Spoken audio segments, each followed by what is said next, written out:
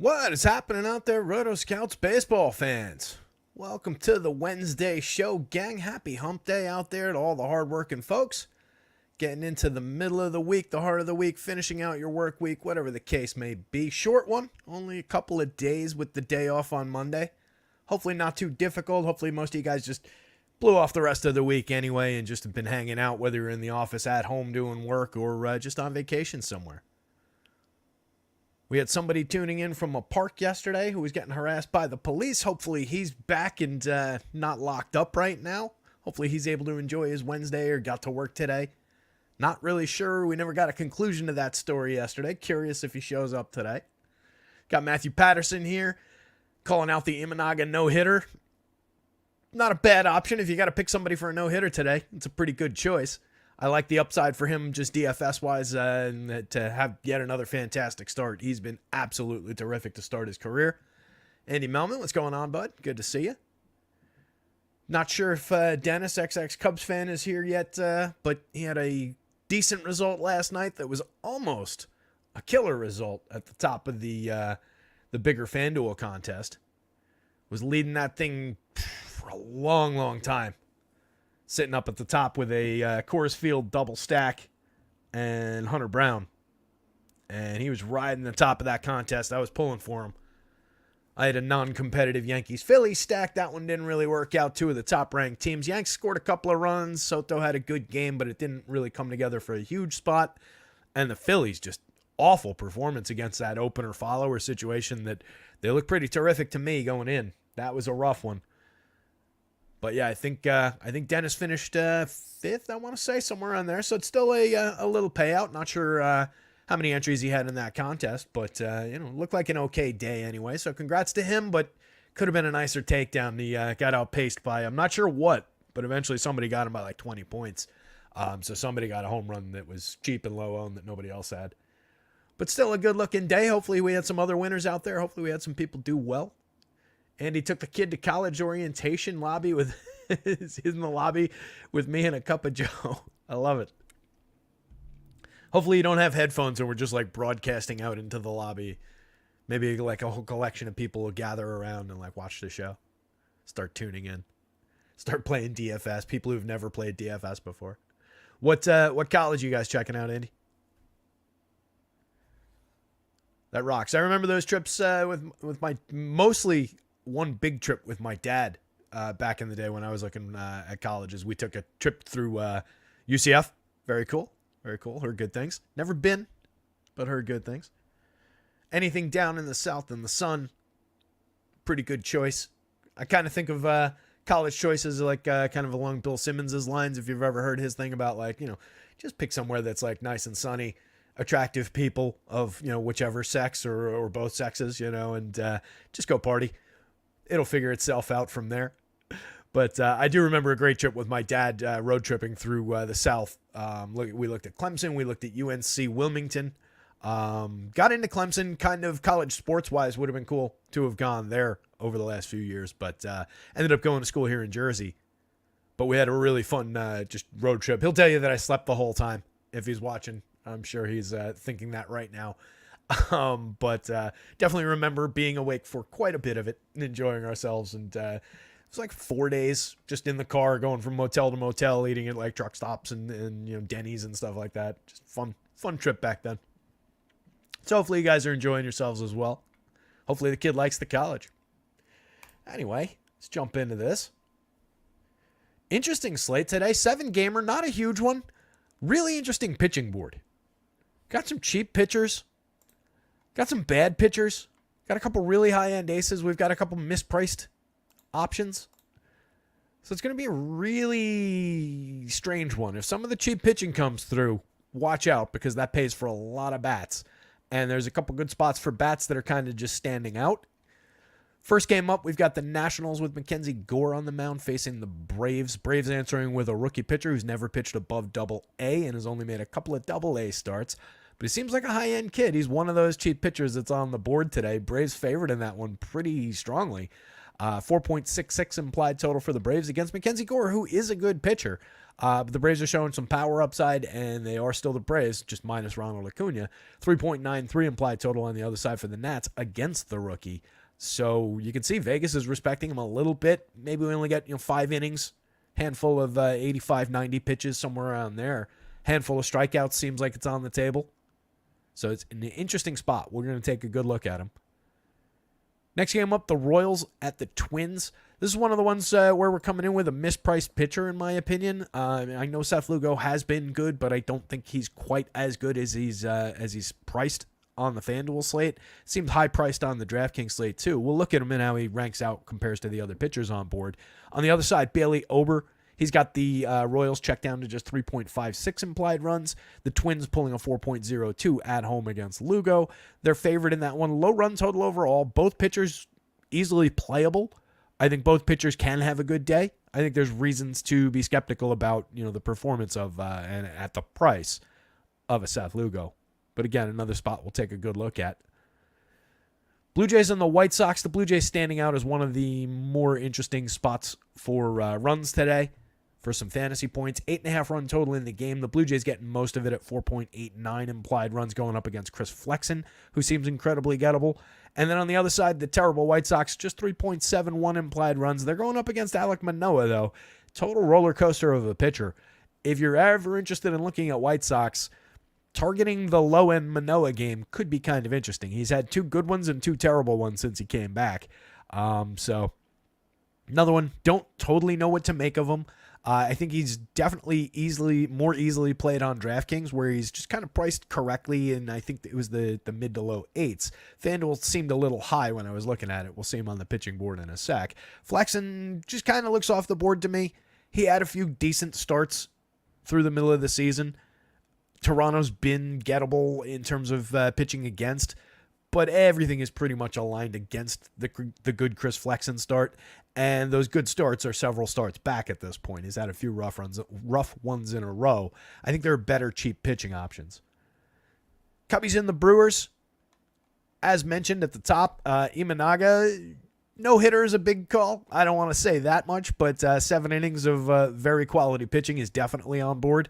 Going up against the Brewers, he's got them at just a 3.71 implied total.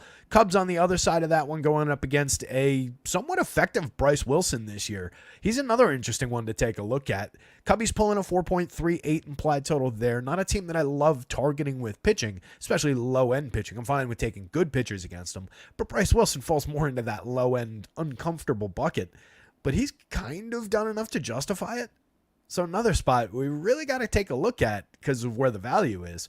Imanaga just looks terrific on that side. Coors Field game, Guardians and the Rockies, 11-run total in that one obviously stands out among the other games.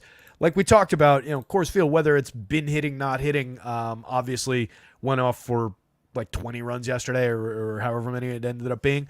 So that's the reason you continue going to Coors Field. And we're getting the biggest run total by a pretty significant margin in that game again. The Guardians pulling a 6.03 against Ty Black. And on the other side, the Rockies pulling a 5.10 of their own, going up against Logan Allen, who has been all over the map this season and is definitely a gettable lefty. They have a bunch of decent righty power in that lineup among some of the younger players.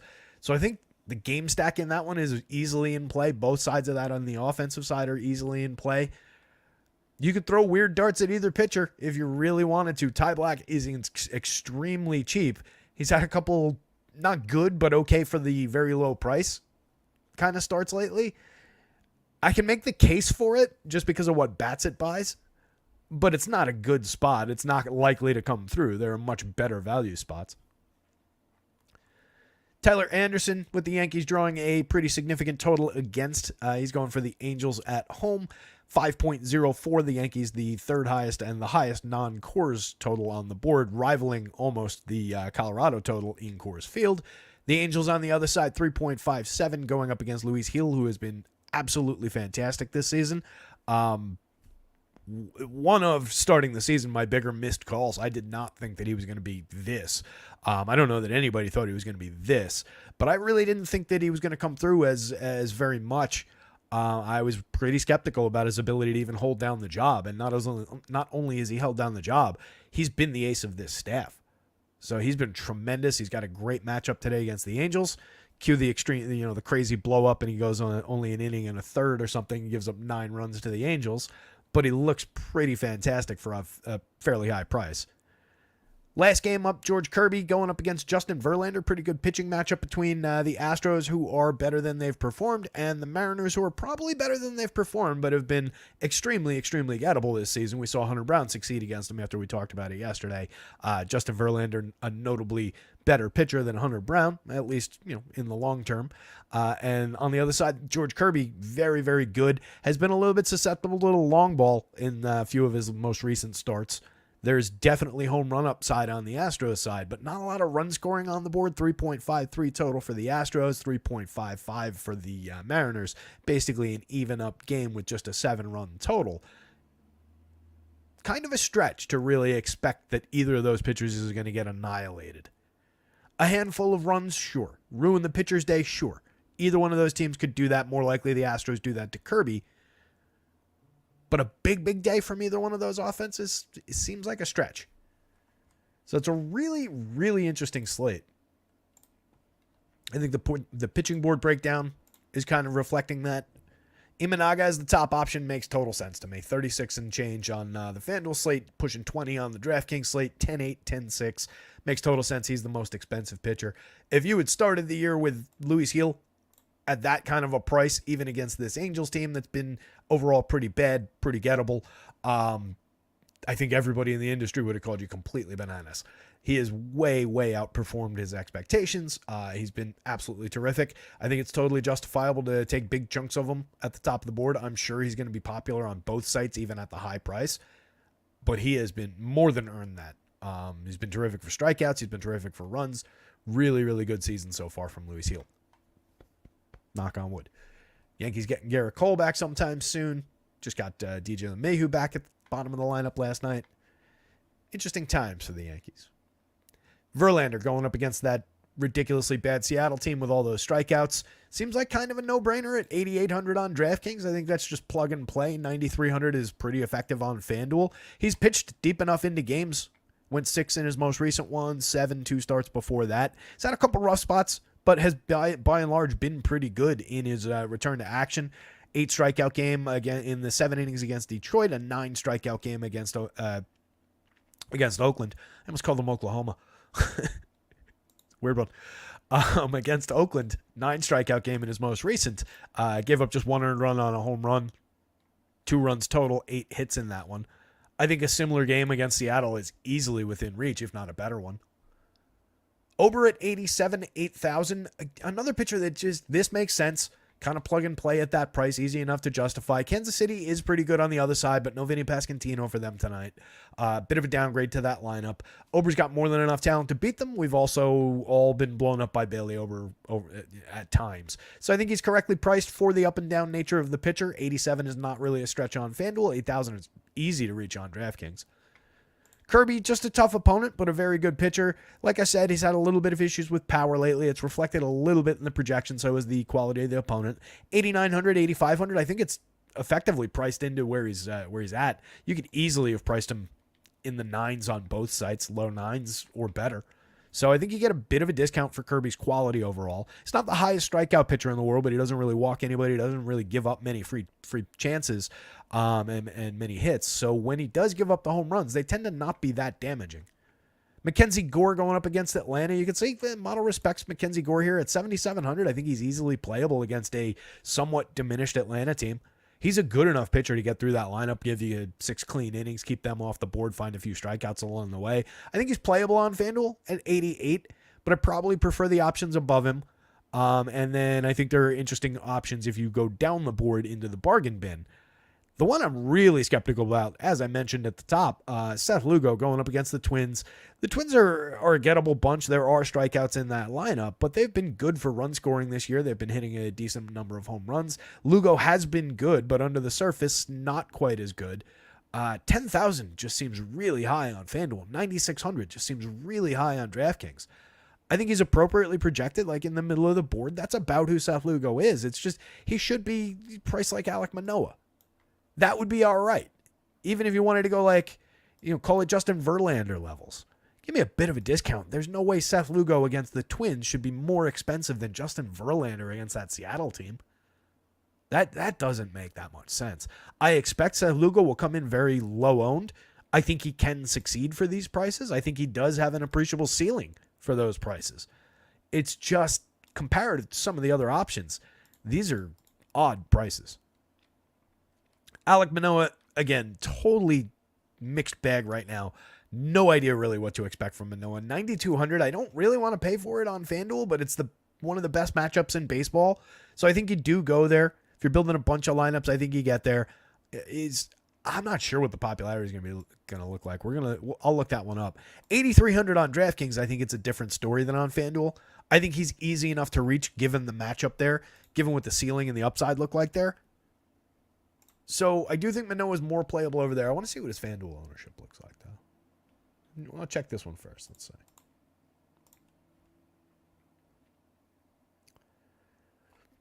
Mid-board type ownership projected on DraftKings by our pals over at RG.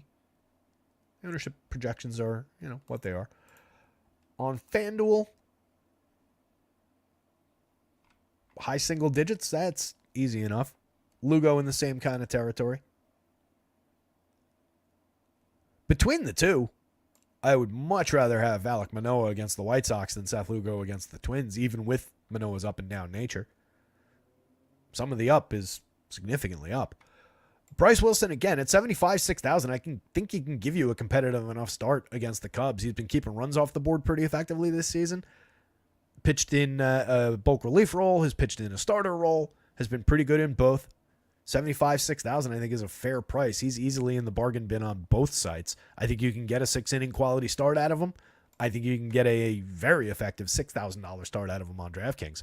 I don't love targeting that Cubs team, like I said, but that seems worth doing. It's just a fairly low-end, low strikeout pitcher. This is the interesting one. Spencer Schwellenbach. Called up directly from AA. Interesting path to the show. We're going to talk about him in the first game, so we won't dive too deep into it right now. But going up against the Nats at 7,200 on FanDuel, I think is particularly interesting given what you can pay for with it.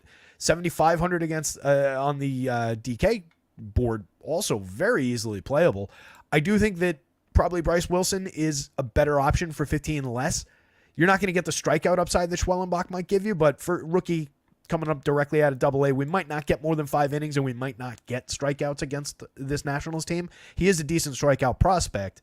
But I think this is probably, since you're saving 1,500 there, you got a good shot at the win bonus and the quality start bonus, or not a good shot since they're going up against Imanaga. Kyle Schwarber home run. Could have used that yesterday. So maybe not a good shot at the win bonus there, but at least a shot at it. I just think that $1,500 discount is kind of interesting. I don't like the idea of going to Chris Flexen, even at 5,300 against Toronto. Like I said, Toronto's side is showing a decent amount of quality. They're going to be very popular on that side. I can see saying, hey, maybe Flexen has a good day. I'm going to go away from Toronto bats and explore somewhere else. That said, I'm kind of looking pretty hard at the Toronto bats. I made Vladdy Guerrero the home run pick of the day because he's showing a decent amount of power in that spot. And overall, Chris Flexen is pretty bad. Tyler Anderson against the Yanks just feels like a why would you kind of a spot. So do both pitchers at Coors. But like I said, Ty Black especially, a lot less so Logan Allen at 79, 6,000. He just comps to some of these guys that are a little bit above him. He does have enough talent to beat that Colorado team in Colorado, but that feels more like a why would you spot where at least I can explain why you would with Ty Black. Even though he's super low projected, 5,900, 5,000, he's priced like a decent, not star level hitter on DraftKings. He's priced like a superstar hitter, obviously, on FanDuel, but very playable in that sense that you're taking a big discount even from the Spencer Schwellenbachs of the world on FanDuel, even from the Bryce Wilsons of the world on DraftKings. It's not an unplayable 5,000. I wish it was 4,000 on DraftKings. It would be better. But he is basically a true starter at this point. Not great, not a ton of upside. But like I said, on the FanDuel scale, he came out in the last start. He went 6 2/3 against Philadelphia in Colorado. Just 2 strikeouts. He's not a good strikeout pitcher by any means. 1 walk, gave up 2 home runs. But only those 2 earned runs, 5 hits, faced 26 hitters, again, 6 2/3. For this kind of a price, that was a 24-point FanDuel start, so like a 12-ish, 11 and change point DraftKings start, maybe a little bit less. Maybe you can make that work. So he's oddly maybe a consideration from the very bottom of the bargain bin. You're scraping the bottom of the barrel, obviously. He's projected at the bottom. He doesn't have a good projection at all, even comparative to these guys. But I do think it's oddly on the board. That said, he is exactly the type of pitcher that the Guardians absolutely are designed to destroy. Given that he strikes out no one, he gives up a ton of contact, and that's what this team does well. So I really don't expect it to come through. It's just kind of neatly priced in there on a slate where there are some very expensive bats. Of course, if you did do that, you wouldn't be taking some of the most expensive best position bats that are the Guardians on the other side of that equation. Let's get into this one. Let me see what these guys are talking about. Irvin did have 10 Ks versus Atlanta last night. Yeah, that was a standout performance by him. It kind of took some of the other value pitchers off the board. We also had another one of the value pitchers kind of came through. I forget who. In addition to Hunter Brown, who came through for us, but was fairly popular. But yeah, the Irvin performance really, really stood out. And Mackenzie Gore is more talented than Irvin by a pretty wide margin. You can see Stuff Plus loves Mackenzie Gore, 116.73 for the entire arsenal. That is significantly above average for his full arsenal. That's over his 10 starts, 53 and a third. He's got a 27.5% strikeout rate, a 3.04 ERA with a 3.25 xFIP. Hasn't really been giving up much power, 7.7% barrels on a 13.6 degree average launch. It amounts to 2.22% home runs, 35.7% hard hits. Mackenzie Gore is a good pitcher. I think he's easily on the board. 7,700 is a great price for his ceiling on DraftKings. 8,800 is a pretty effective price for the shot at 6 innings. The idea that his Nationals are taking on a rookie who's never pitched above AA, that does give a little bit of credence to the idea that the Nats could win this game. Vegas doesn't necessarily see it that way. You're going a little bit contrarian by considering that option. But it's on the board that he could go 6, that they could book the win for him. He could get the quality start bonus for you on FanDuel at that price. It's not a bad option. Again, right here, right there in the middle of the board. Kind of stands out at that DraftKings price. That said, the Braves are drawing power against him because they're the Braves. You can't keep some of these guys off the board, even with the diminishment in the lineup. You get Darno today instead of Murph. That's a minor downgrade for right-handed catcher power. Arguably not even a downgrade. Darno, as you guys know, is very, very good and a solid power-hitting backup catcher. Top of the lineup, I kind of want them to keep Michael Harris up there, even against the lefty. I want to see what he can do from that spot, but I do get it why they've moved him back down. Ozzie Albies obviously fills the leadoff role pretty effectively. 3 home runs, 3 steals for him so far. He's missed some time, 196 plate appearances, 271, 337, 390, 10% better than average for run creation. Austin Riley pulling a 10.97 in the home run model. Albies at 9+. Ozuna at 9+. Could easily, probably should be 10+. Olsen at 11.7. Lot of power still showing for the Braves up top. Ozuna's got 16 home runs this year. He hit 40+ last year. He's got a 304 ISO. He's murdering the ball when he makes contact with it. So is Matt Olson, despite the mixed results so far. 232, 321, 423 for him, a 191 ISO. Those numbers are down. 8 home runs and 221 plate appearances is off his usual pace, but he's not far away in terms of the premium contact that he's making. Strikeouts have gone up a little. Walks have come down a little. That's where some of the run creation has gone. Some of the ISO has fallen into bad luck. Some of it has fallen into some strikeouts. There is significant upside considering he's priced down to 5,200, 3,400. Ozuna is correctly priced high. Riley is definitely cheap on both sites. Olsen is definitely cheap on both sites.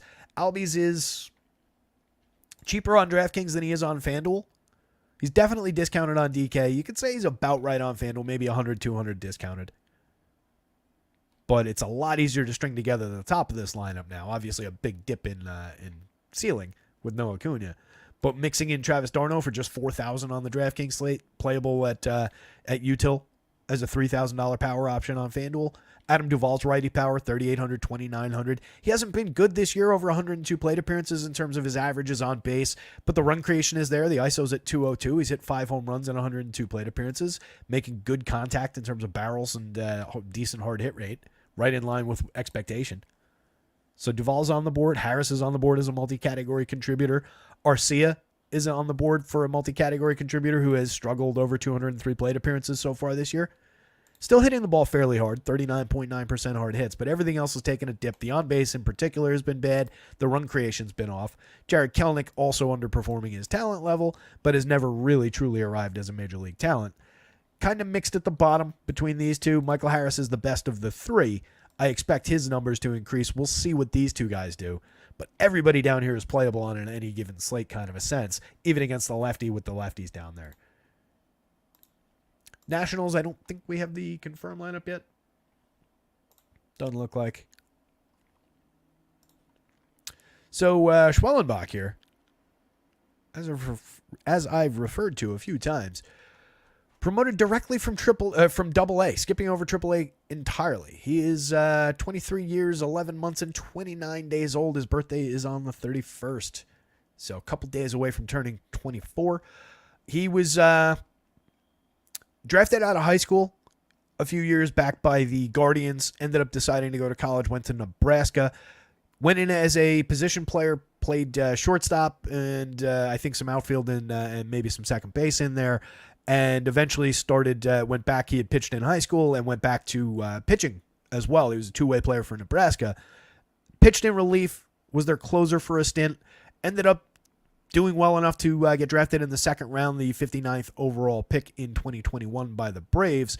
They banked him as a prospect, though, because he needed Tommy John surgery, so he missed all of 2021, 2022, and then came back to pitch last year, 2023.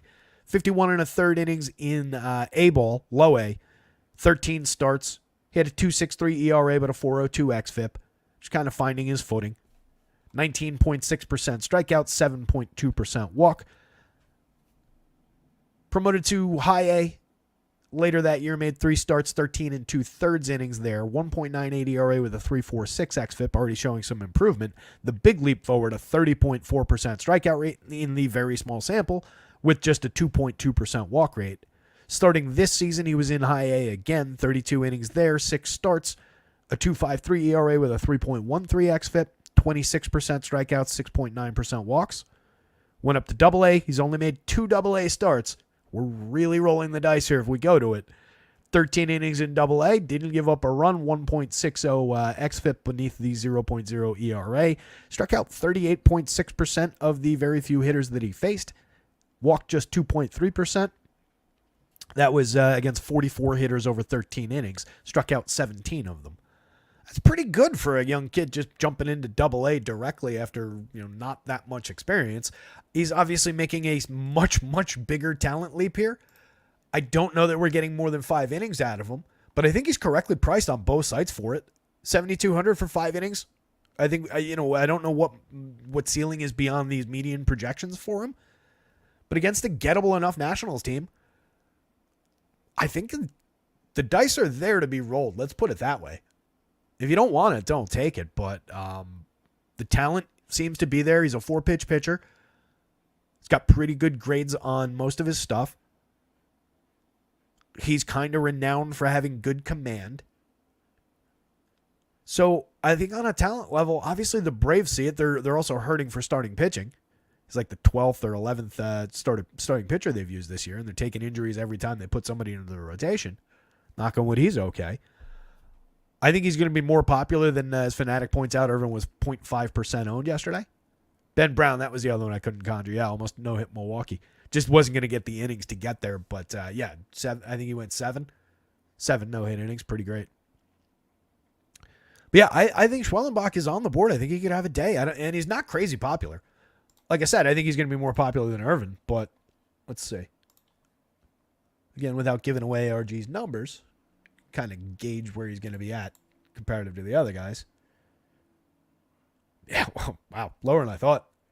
They got him in the low single digits. I think he's got enough upside for 6 innings too. If he's going well, it wouldn't completely shock me if they let him go 6. And again, he's low priced enough that there we go. He's low priced enough that it just kind of works, and it really, really helps pay for things on that FanDuel slate if you're looking to go to 2 of the higher end stacks, whether it's Coors Field, whether it's the Guardians, whether it's the Yankees, the Blue Jays, the Astros, and if you believe in them succeeding in that late game. Just a high end offense, even though that game environment looks terrible. Schwellenbach also not at all popular. Single-digit popularity projected on the DraftKings slate. Feels low to me. Definitely might not succeed. Know what you're doing if you roster this guy. But where he's priced, considering what the ceiling probably is, not a bad option. This Nationals lineup, the projected version, striking out at a 23.4% rate. Last year, the same group of hitters, 22.3%. No small samples in there. I mean, everything there is, below 220 plate or 221 plate appearances is a small sample, but relative to I meant no guys in there with 22 plate appearances. Everybody's basically played a decent number of games at this point, and we've got their seasons underway. CJ Abrams from the top could easily spoil Schwellenbach's day right out of the gate. He's got a 6.0 in the home run model. He's hit 9 on the season. He's got a 222 ISO, striking out at just an 18.6% rate, walking at just 5.4, so a lot of balls in play, a lot of hard hit balls. Doesn't barrel enough to really be a true home run hitter, a true power hitter, but he's on pace for a more than 20 and looks to have a very, very solid shot at 20 kind of a season, 25 with upside for more. Creating runs 24% better than average. He's also very fairly priced considering he's matched up against a pitcher who's never gone higher than AA, 5,400, 3,300. If you're rostering Nationals, which I do think if you take a big Schwellenbach position, makes a ton of sense to hedge on the other side if you're building a bunch of lineups. I also think they're on the board as probably a somewhat contrarian, cheapo kind of a team going up against this pitcher and then the bullpen. Lane Thomas, 41.32, has not been good this year, was very good last year.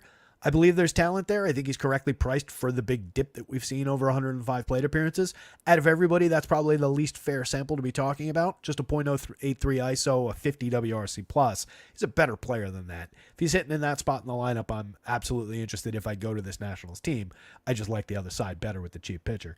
Luis Garcia, 4,000, 3,100 should be in the lineup today. 5 home runs, 8 stolen bases, a 108 WRC+. Was mashing for a little bit, has kind of normalized, but still making very good contact. Has been a productive hitter for them and has kind of earned that spot in a overall weak kind of a lineup. Eddie Rosario, 35, 29. Sub Mendoza, but he does have 7 home runs. He's also stolen 8 bases. Everybody in this lineup running a little bit. Look at all those stolen bases. 4 guys in the lineup with 8, one with 11, and one with 16. This is a team that runs a decent amount. That pads fantasy stats when you go to these guys for cheap. Keibert Ruiz, very, very cheap for a catcher who puts the ball in play as much as he does. Just give me that 14% strikeout rate and 3.1% walk rate. I'm going to take my shot at a couple of cheap hits from the catcher position from the middle of the lineup and hopefully land him in a good opportunity. It's not going to work out every time you do it, certainly, but just the upside for 3 balls in play he's got a little bit more hard hit than he's given us so far this year, but not much. He's not a great option, but he's got good bat on ball skills and everything is put in play. So for 2,400, I think he makes a ton of sense just as hey, take a shot with a one-off here and there on DraftKings. It's what keeps him on the board. He has not been good. 205, 240, 303, a 54 WRC+. But all that cheap contact from a mandatory catcher spot on DraftKings is not uninteresting for the cheap price if he's in the lineup. Jesse Winker, solid lefty, 6 home runs, 8 stolen bases for him. Nick Senzel, if he's in the lineup, 5 home runs on the season, a 178 ISO. Both those guys creating runs above average. 119 for Winker, 112 WRC+ for Senzel.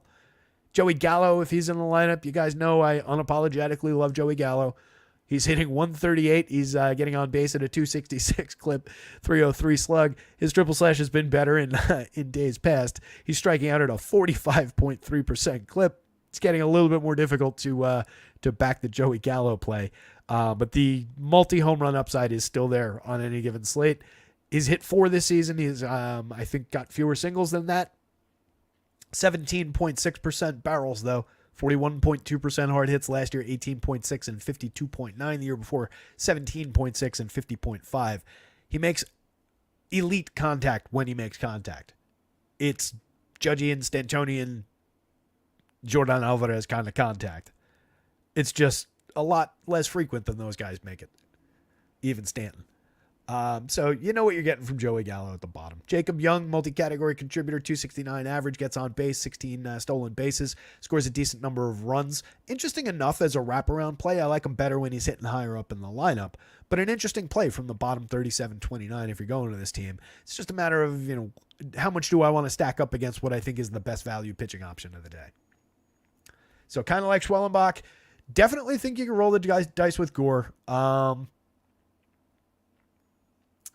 still think we have to put the Braves on top, considering the power that they're showing, considering the projections where they ranked out on the stacks board. So Braves bats up top, but with a healthy dose of skepticism about the matchup against Mackenzie Gore, who is underpriced and very talented.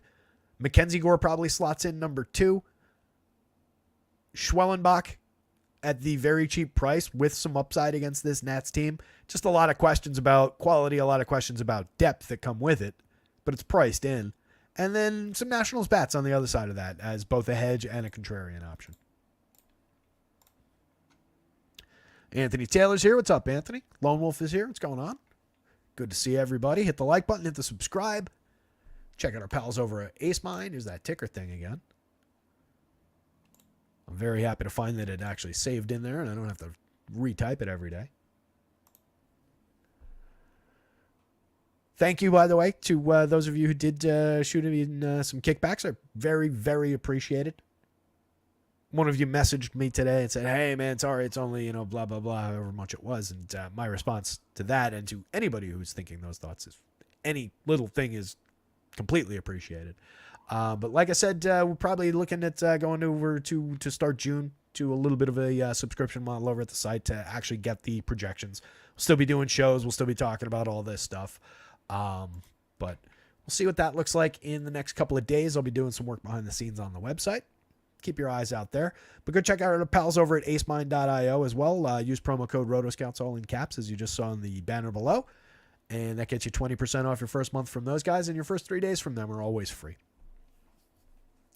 Kansas City Royals. So Seth Lugo going up against Bailey Ober here. Let's talk Seth Lugo.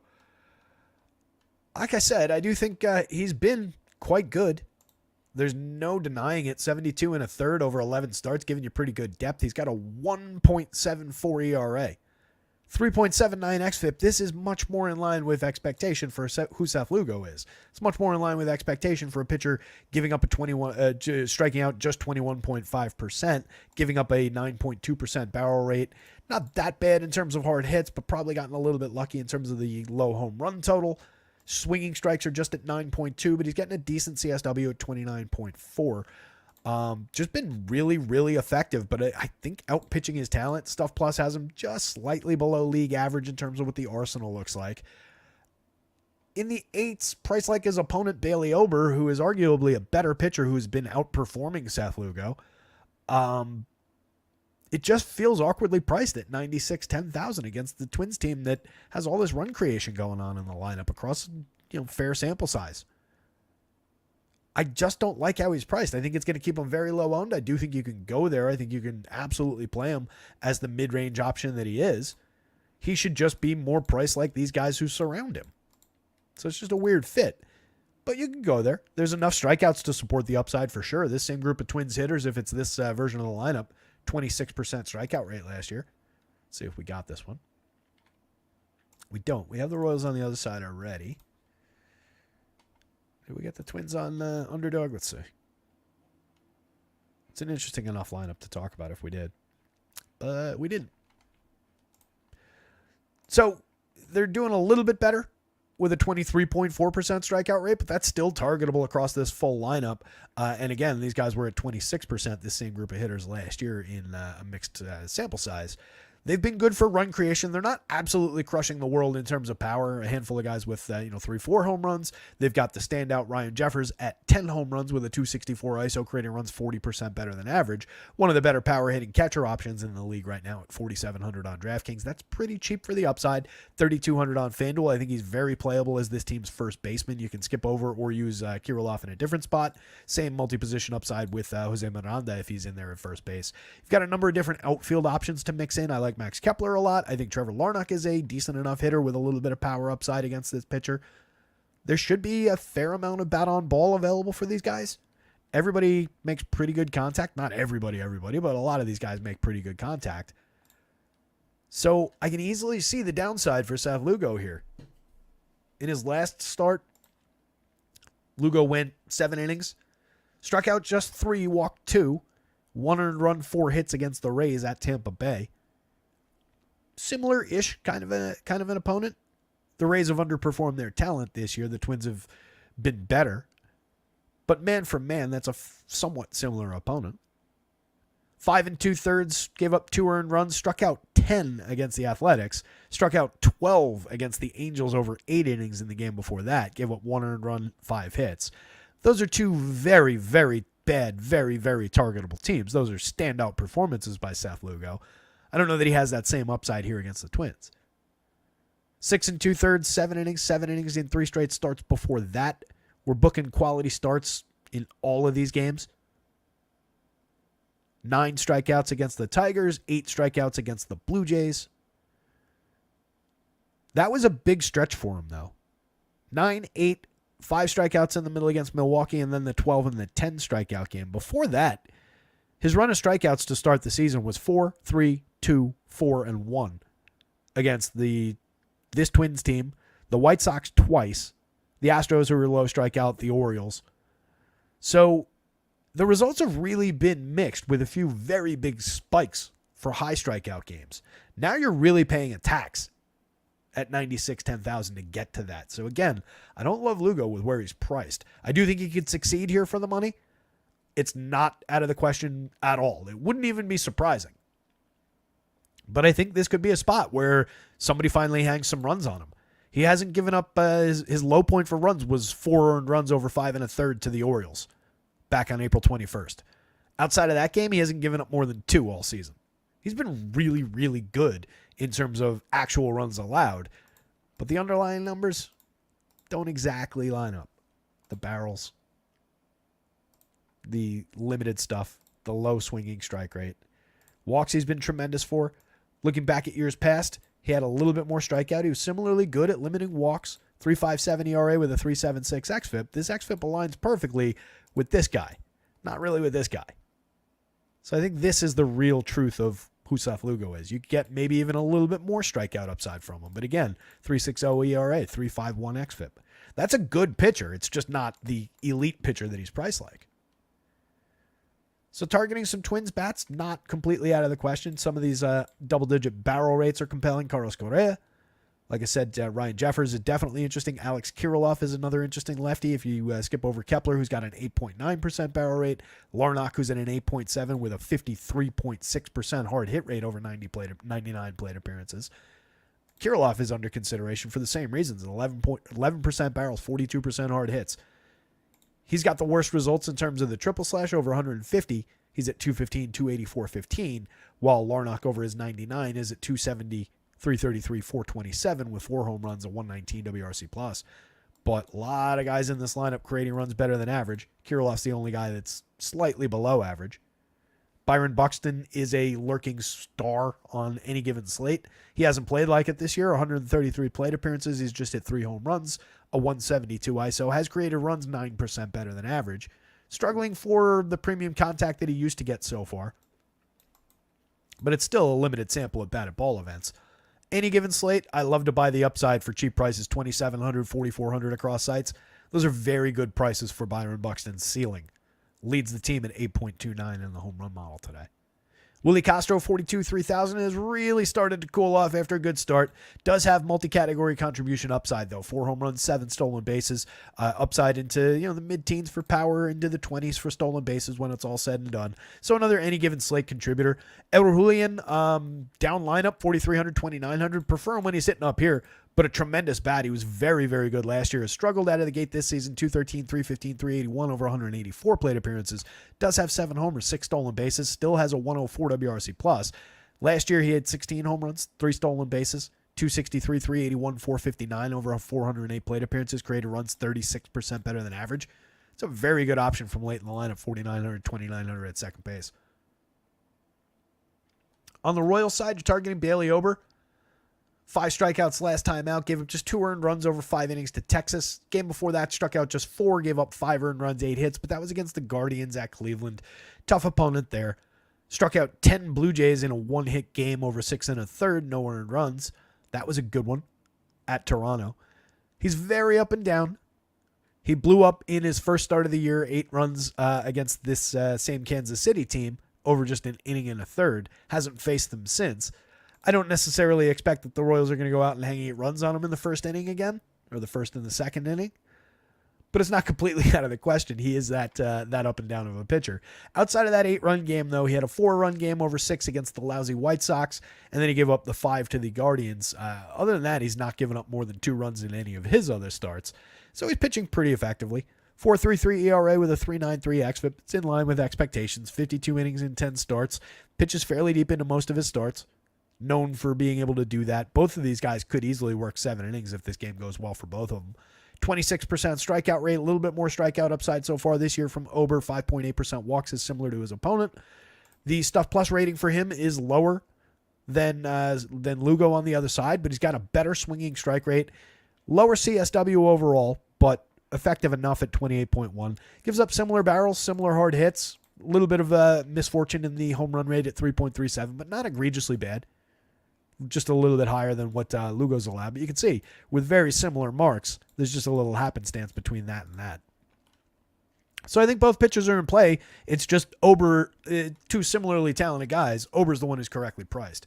That said, definitely you can get to some Royals on the other side. 2 members of the lineup at 10 plus in the home run model, plus Nelson Velasquez a little bit further down the lineup. MJ, as bad as he's been, still clinging to a 7.24. Hunter Renfroe, as bad as he's been, at 7.31. So the Royals are showing a little bit of power. You can question the bottom end of it for sure, though. And again, no Vinny Pasquantino. You know how we talk about his contact all the time. The premium contact and the frequent contact that he makes. Taking it a low strikeout bat out of this lineup doesn't help necessarily, but still at just 19.2%, you've got a lot of sub-20 guys to start the lineup off. You've got Nick Lofton in here at just 12.2%. That's over only 41 plate appearances, but last year similar, 17.6% over 68 plate appearances. So a growing sample that he's a decent low strikeout option. If you're rostering the Royals, it's really probably about the top 5 with some shots at these two and maybe roll the dice on some Hunter Renfroe. Michael Garcia from the top, 45-34. Continues to produce 5 home runs, 13 steals. He's pushed his on base up to 309, a little bit more effective. 100 WRC plus. He's cut strikeouts to just 17.1%. A lot of well-struck balls in play for a very cheap price at third base. I don't mind the positioning. I think he's effective enough to play at third. Bobby Witt, 62-42, 10.51, one of the better marks on the home run board today. He's got 9 on the season, a 244 ISO. Sal started out tremendously, still holding down fantastic numbers. Down to a 196 ISO, 9 home runs. He's been floating in the 8-9 range for a couple of days, a week or so now. But tremendous catcher upside for 5,500, 3,300. You can play him at first base if you want him there. No real reason to. But if you like a cheap catcher one-off, like $2,400 Keibert Ruiz, for example, maybe you go with Sal at first base if you're rostering Royals because they don't have a competitive first baseman on this team right now. Adam Frazier for 2,600 at second base. Interesting enough, he has not been good over 125 plate appearances this year, just a 74 WRC plus. He did hit 13 home runs and steal 11 bases in 455 last year. In no way is Adam Frazier an ideal cleanup hitter, but he's very, very cheap for some bat-on-ball skills, for a little bit of home run upside, a little bit of stolen base upside. You can say it's limited, 2.8 in the home run model. That's not somebody you go rushing out to get. But if you're stacking this team, he does make the top 4 anyway. 4,700 apiece for a lineup that includes Garcia, Witt, and Sal Perez. That's not bad. If you throw Nelson Velasquez into that, it's 4,400 apiece. They're pretty cheap for their talent, for their upside. Velasquez has 5 home runs on the season in 167 plate appearances. He's 217, 287, kind of rough on the front end of the triple slash. Limited run creation for these guys down lineup, limited ability to turn the lineup over, but any given slate upside based on a fair amount of talent down lineup. MJ continues to make pretty good contact, 10.3% barrels, 41.1% hard hits. I am still a believer. It's just another player where it's getting a little bit harder to be. 27.4% strikeouts, 6.7% walks. That's the disappointing part. Down about 4 points in walk rate, has his on base at just 238. That is unsustainably bad. 178 average, just a 158 ISO. He should be a better hitter than this based on how he makes contact. It's just been a little bit rough. I expected better from him. I expected him to look more like the hitter that he was over the first 3 weeks of the season. Hunter Renfroe, sub Mendoza as well, 250 on base out of him, 55 WRC plus, 4 home runs apiece for those two guys. It's been pretty bad. Kyle Isbell with 4 home runs also in 147 plate appearances. He's arguably been the best one out of these 3 guys at the bottom, but I believe in the talent here and here a little bit more. very mixed as you get down lineup. These guys are your priorities. Those three are really your priorities. Frazier helps make things cheap, and then some mixers right there. So, wow. Everything is kind of a mid-type option, I think. Probably I would go Bailey Ober based on where he's priced, kind of up top, followed by probably Royals bats against Bailey Ober based on where they're priced, even without Vinny. Twins bats, and then an uncomfortably priced Lugo. I think all four sides are playable, but I don't think any one of them really stands out. It's probably Ober, like I put at the top, just considering that he's only 8,000, 8,700 in a winnable spot. So that's the best spot out of these four. I wouldn't begrudge you your Lugo shares. I just think it's a weird price to go grab him at, even with low ownership on deck. Twins have upside. Royals bats less upside, but a little bit. Definitely upside for some power. Maybe some one-offs from the Twins. Maybe some two-mans or three-mans from the Royals, rather. Twins are a deeper stack for sure. Significantly deeper stack. Blue Jays and the White Sox. Stephen Leibowitz is here. Happy hump day to you, sir. Anthony Taylor, good afternoon to you. I think I said hi to Lone Wolf already, but yo, right back at you. Quiet day in the chat. Bunch of people here hanging out, watching the show, though. Appreciate all you guys. Hit the like button. Friends don't let friends play Chris Flexen. 5,300, 6,700. If you want to do it, your spot is probably on DraftKings at the bargain basement price. He compares favorably with the bottom of the board with Ty Block. Has a little bit more projection on him. He's given us a 5.69 ERA with a 4.8 xFIP, a 17.1% strikeout rate on 8.1% swinging, and a 24% CSW, and one of the lowest stuff plus ratings I can remember ever seeing at 57.72 across the full arsenal. This is not a good pitcher.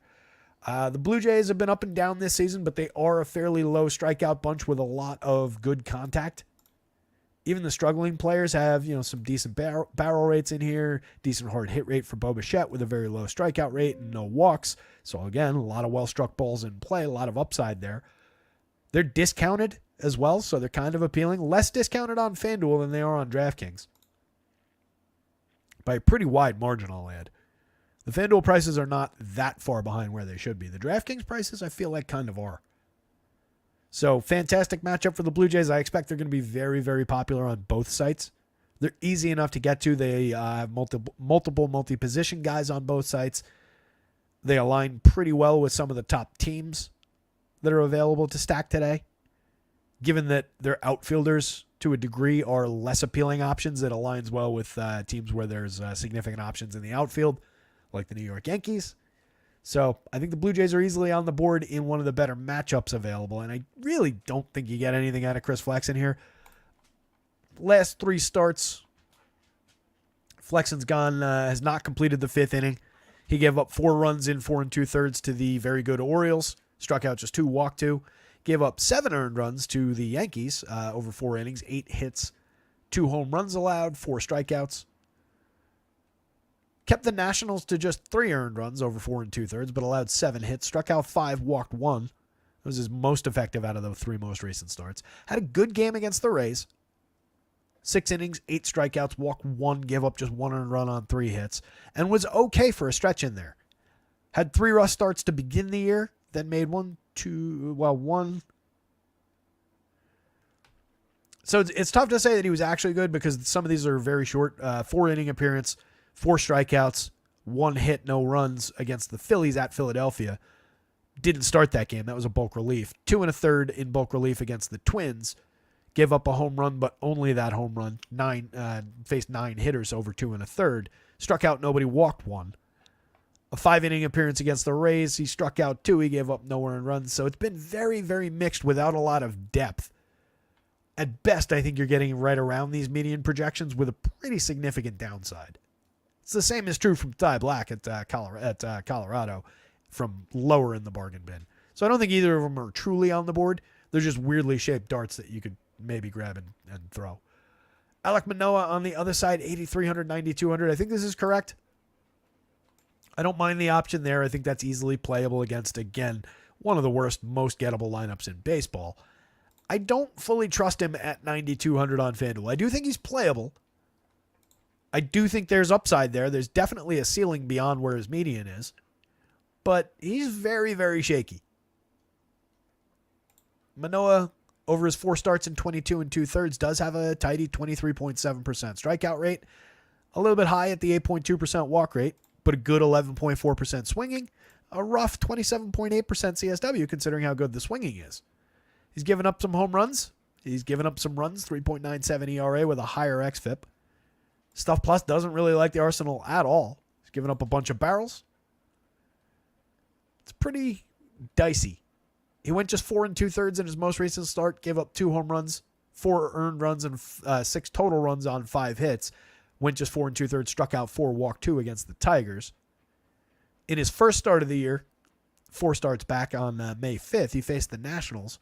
Went just 4 in that game, gave up 6 earned runs on 6 hits, also 2 home runs in that game. Struck out 6, but walked 4. In the middle of that, he had 2 really good starts, 7 innings apiece. Struck out 6, gave up a homer, but gave up a homer and 3 runs, but no earned runs. 4 hits. Struck out 6, walked 1. That was against the Twins. Then faced the Rays, 7 innings. Struck out 7, walked just 1, gave up just 1 hit. No earned runs. After that start, people were saying, oh, maybe Alek Manoah is back. He had some rough rehab starts in the minors to begin the year. He was really bad last year. He was kind of good this year. Right? In 2022, he had a 2.24 ERA, but a 3.98 xFIP. A good swinging strike rate, but a weak CSW. Didn't walk that many. Didn't strike out all that many, but an okay enough strikeout rate. Was good at limiting power. And then completely fell apart last year. Over 87 1/3, 19 starts, 5.87 ERA with a 5.85 xFIP. Very limited swinging, bad CSW, tremendously high walk rate against a low strikeout rate, gave up a lot of power. Very, very difficult to trust for 9,200, even against the White Sox. That said, they're really not showing much power against. There are plenty of strikeouts available for him. There's not an egregiously high number of strikeouts right now in current year. Last year, same group of hitters, 21.7, so similar. But some of these guys are targetable. Paul DeYoung, who's one of their better power hitters, 30+% over the last 2 seasons. 26-28 for Corey Lee, who's been decent for them, over 119 plate appearances.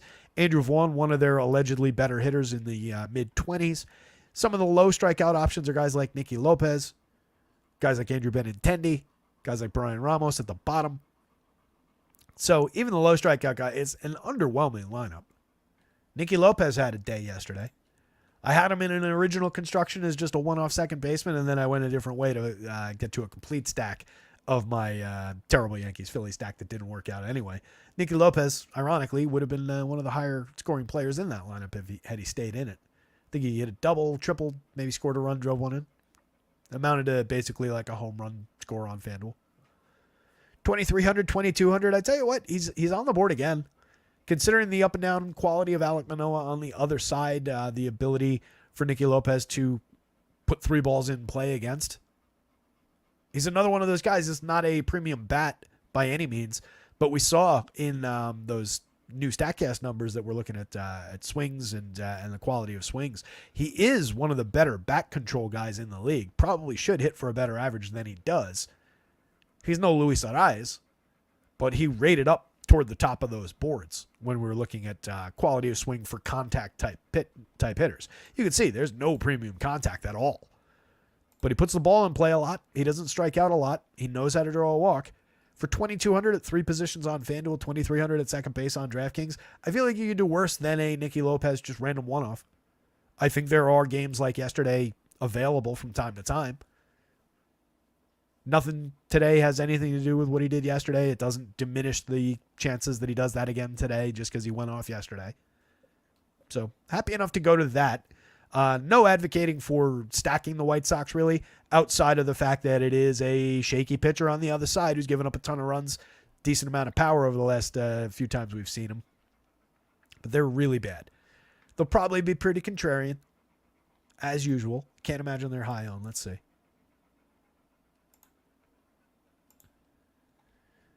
Come on. Why do I always have to reload this?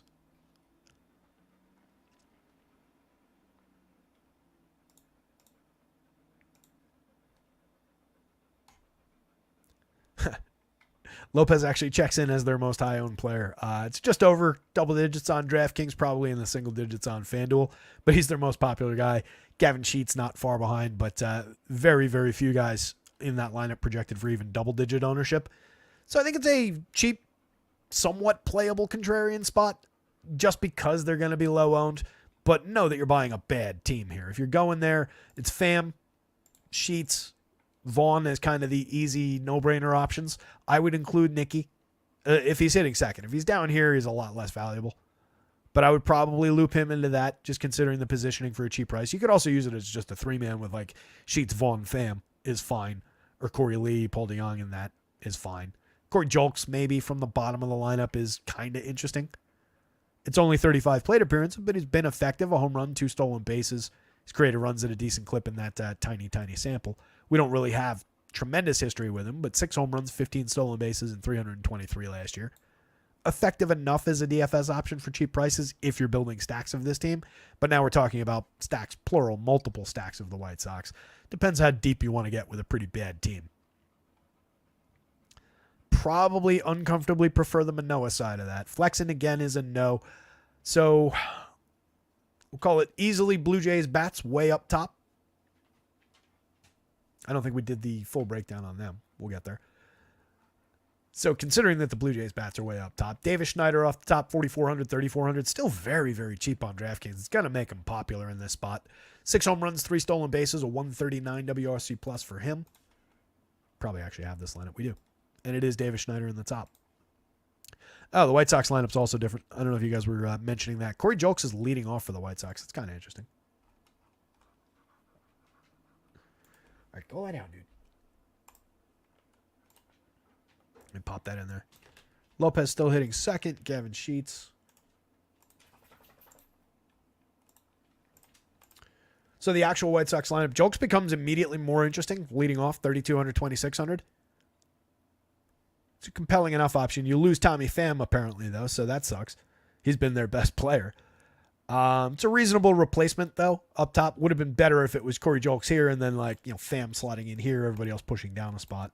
Dominic Fletcher, a lefty, inserted into the lineup late, 2,300, 2,100 for him. He hasn't been good over 75 plate appearances. Last year, 301, 350, 441, and 102. Hit 2 home runs. Created runs 13% better than average. A mix and match caliber outfielder at best. Still top 6 if you're going to the White Sox. Probably a little diminished. Corey Julks individually goes up, but the overall stack probably comes down a bit, taking Tommy Pham out of it. But again, you're going to it for the same low-owned contrarian reasons. Anyway, back to the Blue Jays on the other side. So Schneider's still very cheap. 4,400 is cheap. 3,400, he's outperformed that price probably. Over 169 plate appearances, created runs 39% better than average with a 220 ISO, 6 home runs, 3 steals. Been one of their better players this season. Dalton Varsho's got 10 home runs to lead the team. He's got a 240 ISO, hits from the left side against a weak right-handed pitcher. That said, doesn't make crazy good contact, does strike out at a decent clip. Drawing in some good walks this year. The 301 on base should probably be higher with an 11.4% walk rate. So that's probably why he's priced at 46 on DraftKings, which for the home run upside, for the power upside, is pretty cheap. 8.32 in the home run model to slot in second behind Vladdy. Vladdy himself is cheap at 5,000 on the DraftKings slate and 3,800 on the FanDuel slate. 10 plus on the home run model. We talked about it yesterday. He's down 5 home runs on the season, just a 121 ISO, but making absolutely elite contact. He's just, as we looked at yesterday, hitting a lot of them into the ground. Not hitting completely effectively, but that barrel rate does include launch angle, right? That's where barrels come from. So it's not that he's completely lost. Just hasn't had the best results when he has hit the ball in the air. 59.8% hard hits. Just 18% strikeouts, 13% walks, creating runs 36% better than average. I am still enthusiastically signing up for the upside for Vladdy Guerrero the rest of the way. Bo Bichette has been pretty bad. 246, 294, 362, just an 89 WRC plus, 4 homers, 4 steals. He is very cheap for his talent on DraftKings at 43. 35 on FanDuel. That's why I'm saying these guys are still somewhat around where they're typically priced. This isn't that big a discount. He's a $38 to $4,000 player when he's going right on FanDuel. This is a major discount on DraftKings. Justin Turner has been bad. His discount is kind of warranted here. 220, 300, 352. Just a 132 ISO, 10% worse than average for run creation. George Springer has also really underperformed his talent this year. 3,900, 3,100, demoted in the lineup. Just 204, 291, 304. Really needs to get things going. There's no real strong argument to be made about his contact. The barrels and the hard hits are both down. The strikeouts are still low. The walks are still high. So he's at least got that going for him. There's a tremendous talent there. Multi-category contributor for power and steals. Another player I do expect to eventually bounce back, but it's a lot harder to argue. Alejandro Kirk, so no Danny Jansen in the lineup. That kind of sucks. Love Danny Jansen's power upside. Kirk's got just one home run this season, 209, 295, 286 has been pretty bad. Connor Falefa, not a ideal hitter. Does fill 4 positions on FanDuel, 2 positions on DraftKings for cheap prices. He's been okay. 269, 315, 410, positive run creation marks, 4 homers, 3 steals. That's just the mix of quality that Connor Falefa is, but tends to contribute more in important situations. Like he's got that clutch thing that doesn't really exist. But does have results in those situations that make him seem like a better hitter than he might actually be in a lot of cases. Is more of a singles hitter, is more of a light contact Nicky Lopez type, and not even as good at that. Kevin Kiermaier at the bottom of the lineup, not getting a lot out of Kiermaier in terms of offense these days, so it's a shorter stack.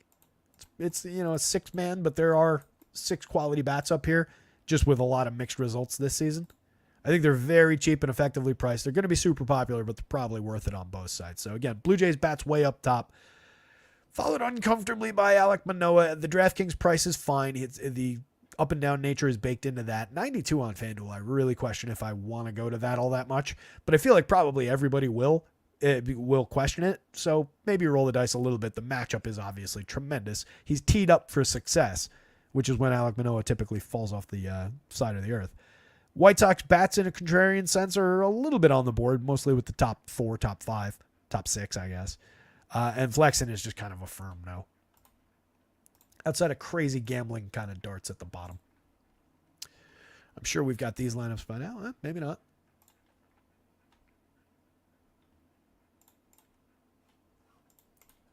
Let's see what we got here. Nope, no lineups in for this one. Anything weird in the lineups that we didn't look at yet? Let's see. I think we had all these. So Shota Imanaga, top of the board. 10-6, 10-8. Totally happy to pay it for this pitcher. He's got a .84 ERA on the season, a 3.13 xFIP. This, again, when it's all said and done, is probably going to settle in more around here.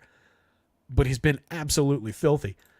16% swinging strike rate. His splitter is the most swung and missed at pitch in all of baseball. The full arsenal doesn't actually grade out positively by Stuff Plus, but that pitch alone is tremendous and enough for him to get by. Doesn't walk anybody at 4.3%, 27.8% strikeout rate on the season. Actually a little bit low for having a 16% swinging strike rate. I do think there's more upside and definitely any given slate upside for a big strikeout game. 0.91 whip. Hasn't really given up anything in terms of premium contact or power despite being a fly ball oriented pitcher. 39.4% hard hits. Fine. 88.4 miles an hour of exit velo is pretty good. He's given up 3 home runs all season. He also pitches deep into games. He's completed the 6th inning 6 times in his 9 starts. He's got a quality start in every one of those games. He pitched into the 6th in another start, went 5 1/3 in that one. Hasn't given up more than 2 runs all season. Multiple shutout appearances. Tremendous. Tremendous option against a Brewers team that is, decent. Has some very good bats in it. Has some quality against a typical lefty. But also a fair amount of swing and miss from some of those quality bats. Looking at you, Gary Sanchez. Gary at a 24.1% strikeout rate, 25.1% last year. We know he's got thunder in his bat when he makes contact, but there's a lot of swing and miss there. I could definitely see Gary getting fooled by that splitter a few times if he's in the lineup at all. Willie Adames, same thing. Tons of strikeout there. Even Yelich, a fair amount of strikeouts. He's also very good at drawing the walk, but Imanaga not really giving up many walks. That'll be an interesting matchup to watch. So will Contreras from the top of the lineup. Relatively low strikeout, relatively high walk rate for him across 2 seasons. Tremendous contact profile. He's obviously been fantastic, over 245 plate appearances. arguably the best catcher in baseball this season. 324, 396, 514 with a 190 ISO. His creator runs 60% better than average. Yelich's is 58% better. Adames has been huge with 8 home runs, 8 stolen bases, despite the up and down triple slash, despite the strikeouts. Gary's got 6 home runs and 112 plate appearances. He's doing Gary Sanchez things. Just leave him alone, put him in the lineup when you can, and he'll hit you some home runs. 35.27 is a really fair price for Joey Ortiz, considering how good he's been. 209 ISO, created runs 44% better than average over 154 plate appearances. 16.2% strikeouts and 13% walks. He's been really good. For those prices, I'm happy to put him at third base if I have to. I'd rather have him at second, which I can do on FanDuel at 2,700. Makes him really interesting. It's just a really bad matchup for this team. You can see nobody above 5 in the home run model. Nobody even above 4.5. That's really low across this full team. Jackson Chourio has been really up and down. 5 home runs, 7 steals is good. 70 WRC plus is bad. 120 ISO is bad. The triple slash is bad.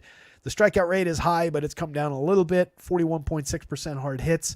He's cheap enough considering the talent, the any given slate upside, the ceiling, but has really failed to deliver with any kind of consistency. Owen Miller, Blake Perkins from later in the lineup. Some counting stat upside out of Perkins, not as much out of Miller. 2 moderately talented players for cheap prices. And then Bryce Turang, who actually is good and has been good, just demoted in the lineup against a very high-end lefty, if this is the version of the lineup that the Brewers roll out. Turang's cheap for 4,500, 2,900. If he happens to get on base, he's got 19 stolen bases.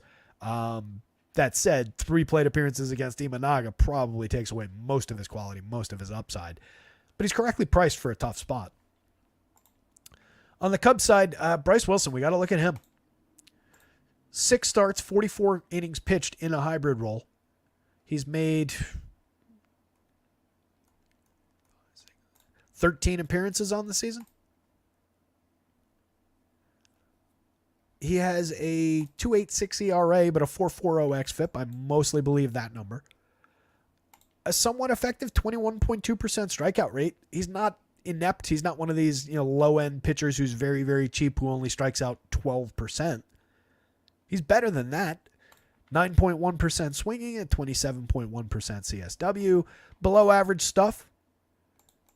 Below average contact rate results. 45.9% hard hits on an 18.5 degree average launch with 8.2% barrels. All of this speaks to some upside for the Cubs. He hasn't been all that effective at limiting home runs, but he's been very effective at limiting overall runs so far, however he's getting away with it. In those 13 appearances, many of which were short relief, kind of bulk relief type appearances, he's yet to give up more than 2 earned runs the entire season. Now, one of those appearances was 2 earned runs in just a third of an inning in his first appearance of the year in relief against the Mets. Gave up an earned run in each of the next 2 appearances, and in an inning and 2/3, then 2 2/3 innings. In the 2 2/3, that was against Seattle. He struck out 5. It's kind of a standout appearance for him. Pitched a clean inning against Cincinnati. Yeah, we're doing the whole thing. 3 innings, 3 2/3 in the next 2 spots. Another one at Cincinnati in relief in the same series. Then 3 2/3 against the Padres. Was decent in those. Just one earned run allowed across the 6 2/3 innings combined. Struck out 3 combined, walked 1, gave up 1 home run. Inning and a third in his last relief appearance. Gave up nothing to St. Louis, but also struck out no one. Faced just 4 hitters. Then he made 5 starts in a row. Oh, the Padres 3 2/3 was technically an actual start, but just a short appearance, basically a bulk relief. In the actual starts, the first one he went 4 1/3 against the Pirates, gave up 2 earned, struck out just 3, walked 3. Then he went 6 in 2 consecutive starts against the Rays and against the Royals. That's where his upside is. He struck out 6 in both of those, walked 2 and walked 3, gave up just 1 earned run combined, 5 combined hits across the 12 innings. Those are relatively comparable teams. The Cubbies are, historically anyway, these guys a little bit better at getting on base, but they're comparable enough to the Royals in there, I think. 6 innings, no runs, 3 walks, 6 strikeouts, 1 hit. That's an effective start for 6,000 on DraftKings. 4 innings, then 4 2/3 in full starts against St. Louis. He wasn't that good. He gave up 2 earned runs in each of those games. Didn't pitch deep, struck out just 1 and walked 5 against St. Louis. That was a rough one. Struck out just 3, walked 1 against the Astros, but 4 2/3 of just 2-run ball. Gave up a home run in each of his last 3 appearances. The most recent one was at Fenway. He went 5 1/3. It was in bulk relief. He ended up booking the win, faced 23 hitters, gave up 2 earned, a home run, but struck out 7 in that one. I'm not saying Bryce Wilson. I'm not even saying Bryce Wilson is good. I don't think he's good. I don't think he's above average. I think he's slightly below average. I do think for 6,000, you can definitely roll those dice a few times as an SP2 on DraftKings. Probably going to be a little bit of ownership on him, but not much.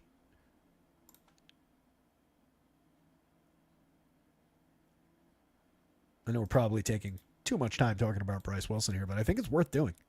It's a weird pitching slate. Just barely into double-digit ownership as an SP2 at that price on DraftKings at 6,000. That's kind of interesting. I got to say, that is not bad. Seems like a couple guys over there have him flagged. That might push the ownership up a little bit. I'm curious, without giving away the number, anybody who's got eyes on it, what does Stochastic think of that spot in terms of like where they have him projected? High ownership, low ownership, moderate? You don't have to please don't give away their number. Not even a don't have to. I don't want you to. Lou Bob is coming back in the next couple of weeks, Steven. He's playing minor league rehab games. He went up from the rookie complex up to, I think, the Double-A team. Hit a home run in his first game yesterday. So next week, probably. Beginning of June. Wouldn't surprise me at all. John Gomes hitting 9th for the Cubs. Appreciate that. So we won't take the time to grab that one, but good to know that we're talking about basically the correct lineup. So as much as I think there is value-based quality in the upside for Bryce Wilson on a bit of a dart throw there, I would probably hedge with some Cubs bats on the other side if I'm building a bunch of lineups. Wilson would probably be in play, though, for bargain bin shares. If I'm just building like 3 lineups on DK, it's probably in one of them. Give me like an Imanaga-Wilson combo. Well, not Imanaga because I don't like doing the same there, but give me a Luis Hill Wilson combo. Give me a Verlander for cheap Wilson combo. Take those shots. Hell, you could go really cheap and try and roll the dice with a Mackenzie Gore Bryce Wilson combo. This one would be really pushing it, a Schwellenbach Wilson, but those options are on the board. You need Imanaga to not blow up, but not have a completely great day. You need Luis Hill to probably get dinged for a few runs along the way because I think he's got some strikeout upside there. But I think you could be competitive with these guys given the difference in price if you went with a stack like a combo like that or like this. No guarantees of success with any of them. I think everybody out there knows that. Especially not when we're talking about, again, a guy that I think is a below average pitcher. But that's an interesting price. If you go to the Cubbies, Mike Tauchman off the top, still getting on at a 372 clip. Does have a little bit of lefty power, does have a little bit of speed. Low enough strikeout, floating around league average-ish kind of strikeout rate over the last couple of years, but an excellent hitter in terms of drawing walks. Makes okay, call it sturdy kind of contact, not tremendous contact, but sturdy. 139 ISO, creating runs 29% better than average. Get a good string of hitters with Seiya Suzuki, Cody Bellinger, Chris Morrell. A lot of power through those 3 bats, a lot of hard hits, a lot of barrels. 865, 842, and 977. Top 3 on this team for home run upside today. 4 home runs so far for Suzuki, with definite upside for more with an 11.1% barrel, 52.2% hard hits. There's significant power to come from Suzuki if he keeps up that kind of a pace. 136 plate appearances, he missed a little bit of time. Bellinger basically on track with the bounce back from last year. A little bit off the mark in terms of the triple slash, but not egregiously so. Does have 7 home runs and 181 plate appearances. Perfectly playable for the 48-32. He's a little bit cheap. Morrell's hit 9 home runs, but that's it. He's sub Mendoza, just 305 on base. That leads to the 95 WRC plus, but very, very good premium contact numbers. And again, another player without an egregiously bad strikeout rate, does know how to draw some walks. Ian Happ striking out way more than he used to, drawing a similar-ish kind of a walk rate, but we've lost some of his quality, lost some of his power upside, certainly his average and on base suffering from those additional strikeouts. Still capable of making excellent contact, had a good day the other day, hopefully trending back up. Does have a 103 WRC plus, still getting on at a 327 clip. Nico, 344 on base, 6 stolen bases. He's paid to get on base, set the table, steal some bases. An effective enough option at second base or shortstop for the cheap pricing. Michael Busch, Dansby Swanson, 4,200, 2,800 for Busch. Dansby very cheap for his talent at 33.27. That said, the talent has been largely absent this season. 77 WRC plus, a very bad on base for him. Bad average, 4 home runs, 4 steals should both be higher over 171 plate appearances. Contact is still there. Still looks a lot like the same hitter if you're just focused on the premium contact. Strikeouts for him are up, walks are down. Similar to Ian Happ, they're struggling in similar ways. And then John Gomes from the final spot is a cheap catcher option with a minor amount of power, but pretty skippable at the end of the lineup. Imanaga, for sure, top of the board. I'm going to say that Bryce Wilson value dart is probably number 2. Then the Cubs bats against Wilson, and then far, far behind the Brewers bats against Imanaga. Even with them low owned, like on FanDuel especially, you're paying 3 pretty high prices at the top of the board. They're more affordable. It's easier to throw the contrarian dart with Brewers bats on DraftKings. I just don't think we want to. It's just not looking like a good spot. So they're way lower on the board for me.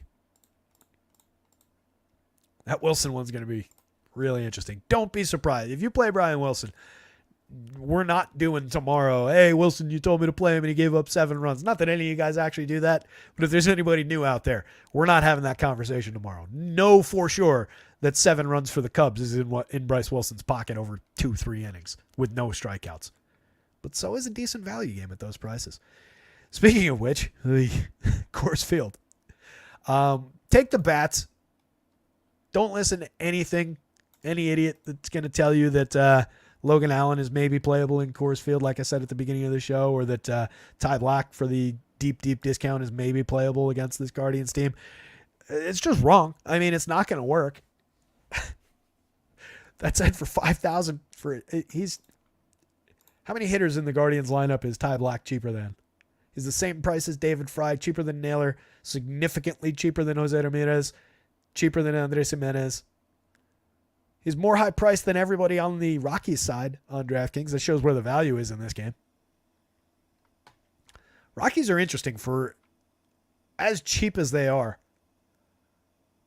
With some, I almost said established, with some upside potential young right-handed home run hitters in this lineup, with a couple frisky multi-category guys. Logan Allen has been okay in a few starts this season. He was okay in a few starts last season, but he's had some really, really rough spots. Last time out at Los Angeles should have been a great spot for some success against a bad Angels team. He struck out 7. He gave up just 3 earned runs, but he allowed 7 hits and 2 home runs. That doesn't really play well at Coors Field. That's going to equal more runs if he just has that same start. That's more earned runs at Coors Field, I guarantee you. He's good against the Twins over 6 in the start before that. He struck out 7. He walked 1, gave up just 5 hits. That was an effective start. Struck out just 3, walked 1, but no earned runs. 6 hits in 6 innings against the lousy White Sox. We can see a pattern, 2 mediocre starts. That same start again at Chicago. If you give up 6 hits, strike out just 3, allow a lot of contact in Coors Field, most of the time that's going to be pretty deadly, even with this pretty bad Rockies team on the other side. So for Ty Black on the other side, again, the cheap hitter price, 6 2/3 in his last start, like I mentioned at the top. He gave up 2 home runs in that game. He gave up 5 hits. That was actually in Coors Field, though, and that was against the Phillies. Struck out just 2, walked 1. It was like, a 24-point FanDuel start. 10 to 12 point DraftKings start wherever it landed. That's probably your ceiling. But would you take 12 points from a $5,000 DraftKings hitter? Maybe. It's not that far off the mark for at least it paid it off. It's not a huge ceiling. Is it an effective enough pitcher option for the extreme discount? Again, I wish he was $4,000. It'd be easier to make the argument. He only went 3 innings in the start before that. That was at San Francisco. He gave up 6 earned runs in that one. Struck out 3, walked 1, a home run allowed, 7 hits allowed. That was not a good start. That's your basement. That's your pit full of spikes that you'll fall into if you actually try and roster this pitcher. Oddly, he's pitched better at Coors Field. In the start before that one against the Giants, he faced the Rangers at Coors. He went 5 in that one. He struck out just 2. He didn't walk anybody. Didn't give up a home run. He gave up just 1 earned. 7 hits allowed. Not great, but just 1 earned run in 5 innings against a very good Rangers team. So he was good against the Phillies. He was good against the Rangers, both at Coors Field. Just 3 innings pitched in the start before that one. It was also at Coors Field. That was against the Giants. Only 3 innings. Not sure what happened there. 2 strikeouts, 1 walk, 1 earned run on 4 hits. An effective 4-inning start in Miami. A bumpy one over 5 innings at Coors Field against the Padres. There are no good results. He hasn't struck out more than 3 hitters in any game this season. That's why he costs $5,000. I'm not trying to thread the needle here between like it's interesting and I want to talk about it, but I don't necessarily want to actually advocate for it. Hopefully that's coming through on your side. It's enough talking about Ty Black. It's probably enough talking about Logan Allen. Allen, by the way, is an extremely different kind of an option, considering the downside that does exist that I talked about. Since he's 69, 79, he's actually, I think, the less appealing of the 2 starters, considering where he's priced versus the rest of the board. It wouldn't completely stun me if he had a successful day. I do think he's a talented guy, but the results have been really all over the place. Stuff Plus doesn't like him. He's given up a ton of power. Just 20.3% strikeouts in his 57 innings and 11 starts, 4.89 ERA, 406 xFIP, putting a ton of guys on base. It's not really the kind of guy you want to roster. So let's talk bats. On the Rockies side, we'll start there since we've got the confirmed lineup. Larry C. in the chat mentioning pizza. Made me hungry. Trey likes Logan Allen. If he's going to be that low owned, Colorado lineups look a little more watered down than usual. That's kind of because they're loading it up with some of those righties, though. Right, Jacob Stallings in the lineup because he's got a little bit of right-handed power against a moderate talent lefty. Sean Bouchard has hit for a decent amount of pop. Hunter Goodman hit a ton of home runs as a right-handed power bat in the minor leagues. He's only got 2 over 50 plate appearances, but also 213 ISO. Pretty tremendous contact rate, contact profile so far for very cheap prices. So yeah, it does look a little bit watered down if you're looking at some of the WRC plus marks, some of the actual output. But on minor league track record, on potential upside, on what these guys do, what they're actually targeting against Logan Allen, I think this is actually a dangerous lineup for him to face. So I get your point, Trey, but I do think that it is a gettable lineup for Logan Allen, right? Some of those guys strike out at pretty significant clips so far in their major league career as well. 24.8% so far this season. You can see 29.1% in some small samples from last season. There are larger samples for guys like Brenton Doyle, Elias Montero. Doyle's been good this season. He's got 213 plate appearances of 263, 333, 416, creating runs 1% better than average with 5 homers and 14 steals. For DFS, that's perfectly fine from a cheap Coors Field player. 4,200, 3,700, absolutely can take some shares of him. Montero has a 41.9% hard hit rate. Let me pull up the actual sheet so I can just point to shit. For just his cheap hard hit rate, I'm happy to take some shares of him if I'm stacking Rockies at 3,400 at first base, 3,000 on FanDuel at first base. He's got 3 home runs this season, just a 102 ISO over 173 plate appearances. Admittedly, has not been good. Hit 11 home runs in 307 last year with a 183 ISO. 6 home runs in 185 with a 199 the year before. I know there's lurking power there. We just need to see it more consistently for him to actually make more sense. But he's very, very cheap. Elias Diaz, hitting cleanup 4,800, 3,300. He's hitting 301, 345, 429, 105 WRC plus. Not immense power, not making any kind of exceptional contact, but a lot of bat on ball, low strikeout, low walk rate. Balls in play from a cheap catcher at Coors Field. That makes sense against the weak lefty. That makes sense.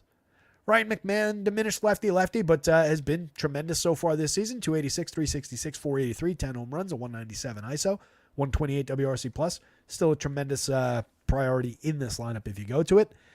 Tovar from the top, 286, 318, 464, kind of holding that spot down a little bit. Needs to get on base more to exploit his skill set.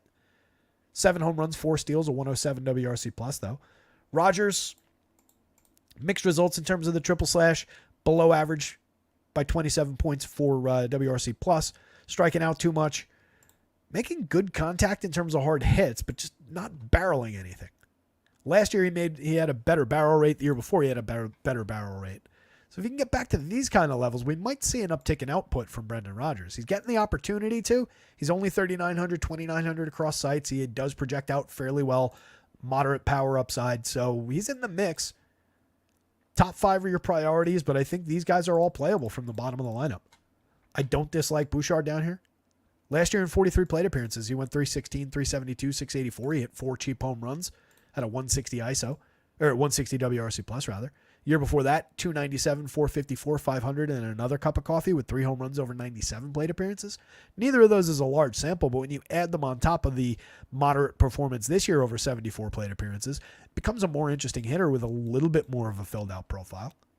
And again, Goodman, tons of cheap pop from the bottom spot in the lineup. So the Rockies are not uninteresting. And again, they are one of 3 teams over 5 runs. They're the second highest implied total at 5.10 on the board. It's a lot of justification right there for just game stacking this one again. On the Guardian side, like I mentioned, considering that Ty Black, all those numbers that I read off before in a game-by-game sense, that adds up to a 10.5% strikeout rate. Doesn't really walk anybody.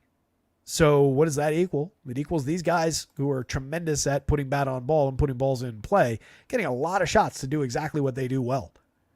It's just one of those spots that seems like it aligns really well for the Guardians. It might only equal, 5-6 runs. They need the significant output from Jose Ramirez, who's just been absolutely murdering the ball over the last month or so, 3 weeks at least. They need him to continue. They need some power upside out of Josh Naylor, some David Fry upside, who's also been tremendous over the last 3 weeks. But there's a lot of quality in this lineup. They steal a good amount of bases. They create a fair amount of runs. Some struggles, obviously.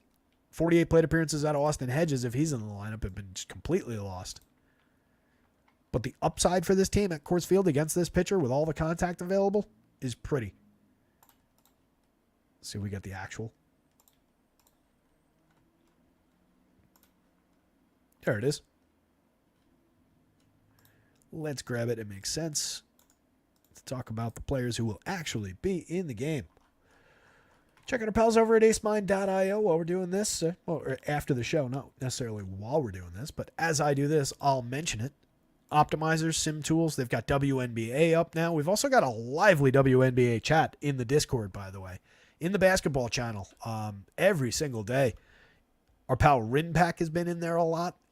Got a lot of people giving some projections, giving some good advice. I actually want to shout those guys out a little bit. Cubs fan is in there. Rinpack is in there. VA Prince is in there. Seth is in there. I Love That Kush is in there. He's providing projections of his own in there. Not getting anything back from it, but he's been giving projections, I think, pretty much every day. Everybody's giving some takes and some very good discussion going on in there. So check that out if you jump into the Discord. I'll drop a link to it directly into the chat. But anyways, as I was saying, our pals over at AceMine have optimizers, have sims for WNBA action. They've also got MLB. They've got NBA for the remaining showdown slates through the finals. No, they've got PGA up there. They've got MMA up there. All kinds of stuff going on. 20% off your first month with promo code rotoscouts, all in caps. Josh Naylor, David Fry, Jonathan Rodriguez, Gabriel Arias, Austin Hedges, and Rocio. It's the exact lineup we had. So that was not worth doing except to get the plug in there. acemine.io. Check them out. Freeman off the top, 4,100, 3,600. Good price for his reputation as a good bat-on-ball player. Hasn't really delivered. 222, 316, 359, just a 98 WRC plus, but has been interesting for counting stats. 4 home runs, 7 stolen bases. Needs to get on more if he's going to hold down that leadoff spot, but he's been an everyday player for them. 41.4% hard hits is interesting. Very low strikeouts. Capable of drawing a walk, but doesn't draw a tremendous number of them. It's just 7.7%.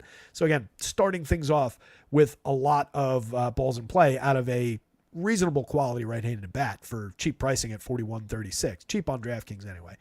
Andres Jimenez, 54.38 is about where he's normally priced. Maybe a little bit of a tax on FanDuel.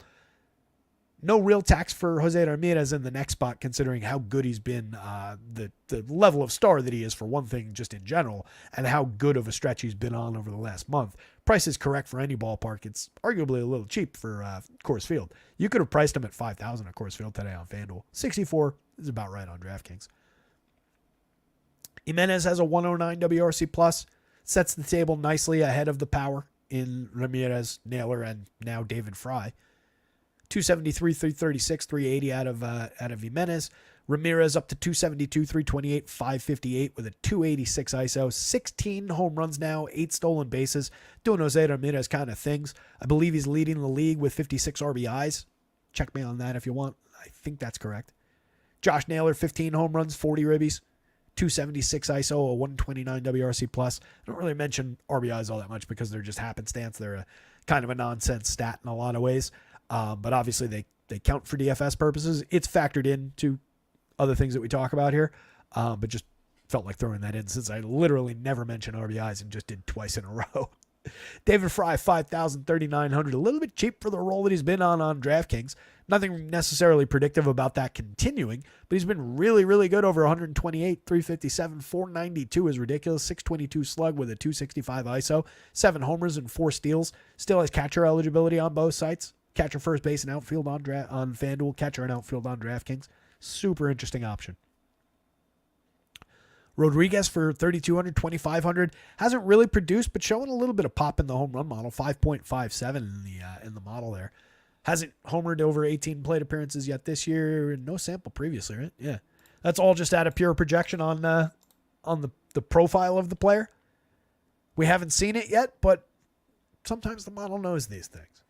Maybe a little bit of sneaky pop if you're stacking Guardians. 3,200, 2,500. He's at least cheap at Coors Field. Gabriel Arias, 38-29, 4 positions on FanDuel is interesting. Has not been good this year. Last year he did hit 10 home runs in 345 plate appearances. Weak triple slash around it, weak run creation, but a little bit of power there for cheap pricing at Coors. Austin Hedges, again, has been pretty bad over 48 plate appearances. A 9 WRC+, 91% worse than average. Brian Rocio, mostly here for defense. Sub Mendoza, 72 WRC+ out of him. A lot of cheap options, though, at the bottom of the lineup to help pay for these guys. You do kind of maybe need to thread one of those guys in. Helps with ownership. Definitely helps cheapen the stack. Guardians bats way, way up here. Top of the board in terms of Vegas implied run total. 6+ on the board. Easily the top option on the day in terms of just raw opportunity. Rockies bats, number 2. A lot of cheap opportunity. Going to probably be under-owned. Second highest run total on the board. Close to where the Yankees are. They're the only other team over 5 outside of the two teams here in this game. So Rockies bats are number 2 in this one. Neither pitcher is actually on the board. But if I had to say, I would say Ty Black for 5,000 on DraftKings is oddly probably the better dice roll than a more expensive Logan Allen, even though Logan Allen is the more talented, probably has a higher ceiling, 6,900, 7,900. If you're going to do it with equally bad options in a bad spot to roster pitchers, do it with the cheaper of the two. That said, there are no strikeouts to speak of. You're just hoping for 5-6 clean innings. And good luck to you with that, because like I said, this team does align very, very well to exploit what this pitcher doesn't do. Or what he does poorly. You know what I mean. Last 2 games up, Yankees, Angels. Let's see if we got this lineup in. Yankees looking like a key piece of the puzzle again today. Underwhelming performance, not a terrible performance last night, but underwhelming. I think they ended up with just 3 runs. Good game out of Soto. Good game out of some of the ancillary guys, but not the upside day we were hoping for. On the other side, the Angels stacking up against Luis Hill seems like a no. Hill's been tremendous this season. He does have an issue with walks, but it really hasn't burnt him. Yankees lined up against Tyler Anderson. He's a pretty big no. Hasn't been completely awful for home runs in terms of actual results, but a lot of barrels allowed. Fly ball trajectory from a lefty going up against this lineup doesn't seem like a Tyler Anderson spot. He's also just super low strikeout anyway. Does pitch effectively deep into games when he's going right. 8 innings in his last start. Struck out just 4, walked 2, but only 1 earned run, 6 hits against Houston. Comparable enough lineup there. That's the success, right? That's the upside from Tyler Anderson. 7 innings, 4 strikeouts, 2 walks, the exact same game. Gave up a home run, just 2 hits at Texas. Again, another very good team. 6 2/3 against Kansas City. Another 4 strikeout game. Walked just 1 in that one. 3 earned runs on 7 hits, though. Was a little bit rougher. 4 earned runs on 6 hits over 6 1/3 at Pittsburgh. Struck out 5, walked 3. He's not completely terrible. He doesn't have worse than that 4 earned run game. He's pitched into the 7th inning or beyond in 4 straight games. So there is depth there. As a cheap $7,300 dice roll, I won't take it off the board on DraftKings. I just don't think it's overly successful. It is better than, let's say, Logan Allen at Coors Field, right? I would rather have that on DK than this for 400 cheaper, but I'd probably rather have this for 75. I wouldn't rather have that. I would probably rather have that for 6. 77 for Mackenzie Gore is definitely a more interesting option. But if Logan Allen went out and gave up the 2 earned runs on a home run, struck out 4, walked 2 kind of a performance over 6 2/3 against this Yankees team, or 7 against this Yankees team, wouldn't totally shock me. I just don't think you're too well aligned for a win. I don't think you're all that well aligned for a win, and a quality start at 86 on FanDuel feels a little pricey over here, given the lack of significant strikeout upside. It's just kind of trying to price him appropriately for that shot at the quality start. But low-end option for the win. He's playable, but not great. Luis Hill is appropriately priced at a ridiculous 10.3, 10.5. Ridiculous seeming considering who the pitcher is. 2.11 ERA over 55 1/3 in 10 starts. He's got a 31.7% strikeout rate, 11.7% swinging is terrific, 27.8 CSW, a little bit low. That's what leads to the 13.1% walks, but he's been tremendous at missing bats, limiting premium contact, 5.8% barrels, 28.1% hard hits allowed, just 87.5 miles an hour of exit velo, 1.36% home runs. He's been absolutely terrific. Last time out, 8 strikeouts over 6 1/3. No runs, 1 hitter against Seattle. 14 strikeout game against the White Sox. That's what we like to see against those lousy teams. Guys actually performing well. Give up 1 earned run in that one that didn't ultimately matter given that strikeout total. It was a tremendous DFS start, 5 hits.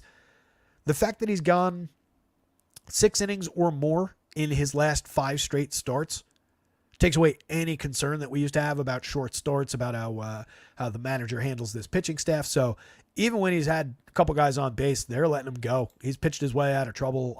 So he's been very, very good. Looks like an elite option against a super gettable Angels team. 22% strikeout rate for this group this season, 25.1 with some small sample mixed in last year for the same group of hitters. They do have good back control options in Nolan Chanuel off the top. Low strikeout rate, but not really resulting in a high average, high on base, or any run creation. Does have 5 home runs.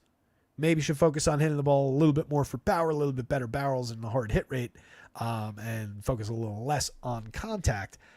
Kind of mixed results from him right now at best. Luis Rengifo, 4 home runs, 12 stolen bases. Interesting enough from the top, 144 plate appearances. Good triple slash at 338, 385, 511. Creating runs 54% better than average. One of their better players.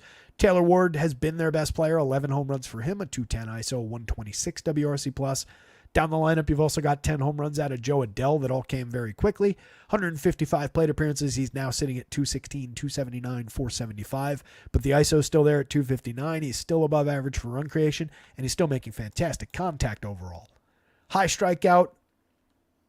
Probably going to be pretty up and down, but none of the success is really baked into the price. It's just Luis Hill's got a really good shot at striking each of these guys out a couple times over. Logan O'Hoppe has cheap catcher power. 3,800 on DraftKings is a good price. 27 on FanDuel. He's playable if you're going to this team. 5 home runs on the season, a 142 ISO. Just 1 home run so far out of Willie Calhoun, but holding an okay triple slash, at least on the front side of it. Putting the ball in play effectively. But again, a limited option. Mickey Moniak, Zach Neto, Kyron Paris from the bottom of the lineup. Nothing really all that great to talk about. Neto does have 6 home runs, 6 steals, a 105 WRC+. Nobody's been all that effective down here, though. There's a lot of strikeouts hiding in the bottom of the Angels lineup for Luis Hill. Just feeds the upside for Hill. They're going to be low owned if you want to mix and match a bunch of contrarian teams. They're at least on that list, but I like a lot of the other options better. If you go to the Yanks, I expect this will be some version of the lineup. Actually, that's a weird one. What do we get here? I didn't realize that it had DJ hitting up lineup like that in this one. As usual, the projected lineups come from our pals over at Fantasy Labs. Doesn't look like this is confirmed yet. What are we doing here? They've got DJ at first, no Rizzo? Just because of Tyler Anderson? Rizzo didn't get hurt yesterday, did he?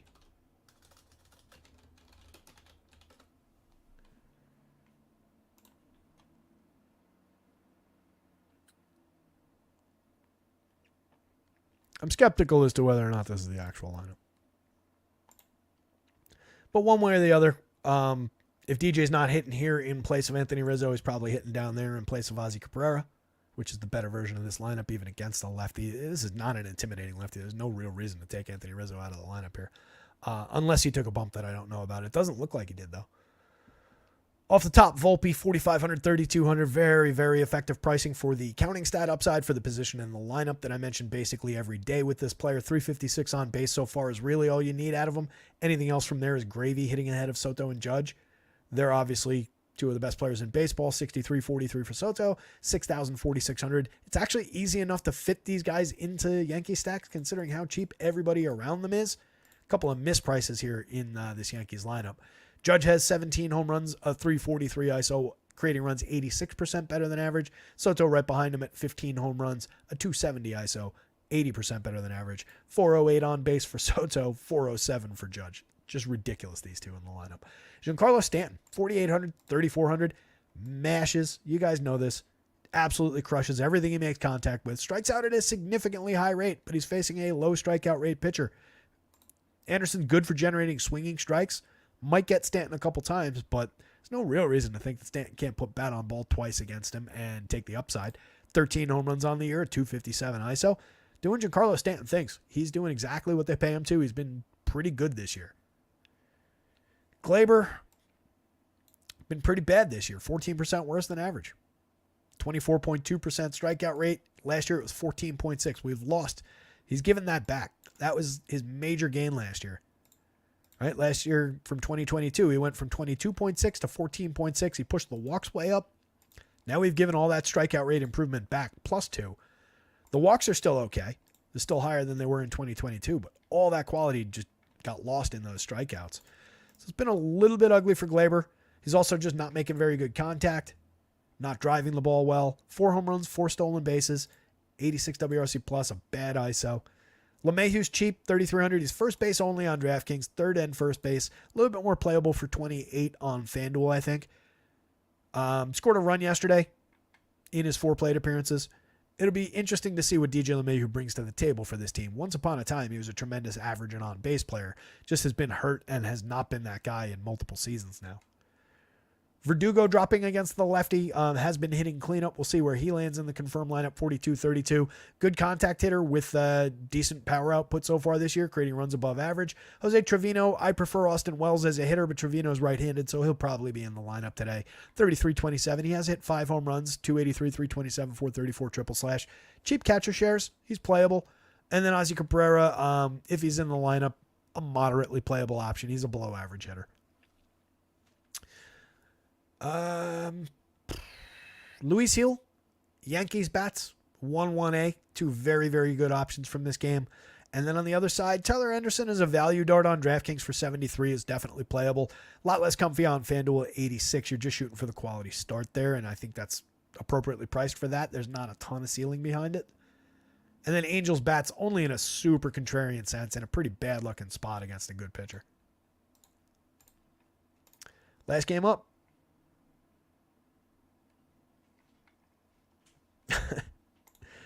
Trey, the average WNBA team would completely wax the average high school basketball team, the average boys high school basketball team. Come on. Come on. Those are very good basketball players.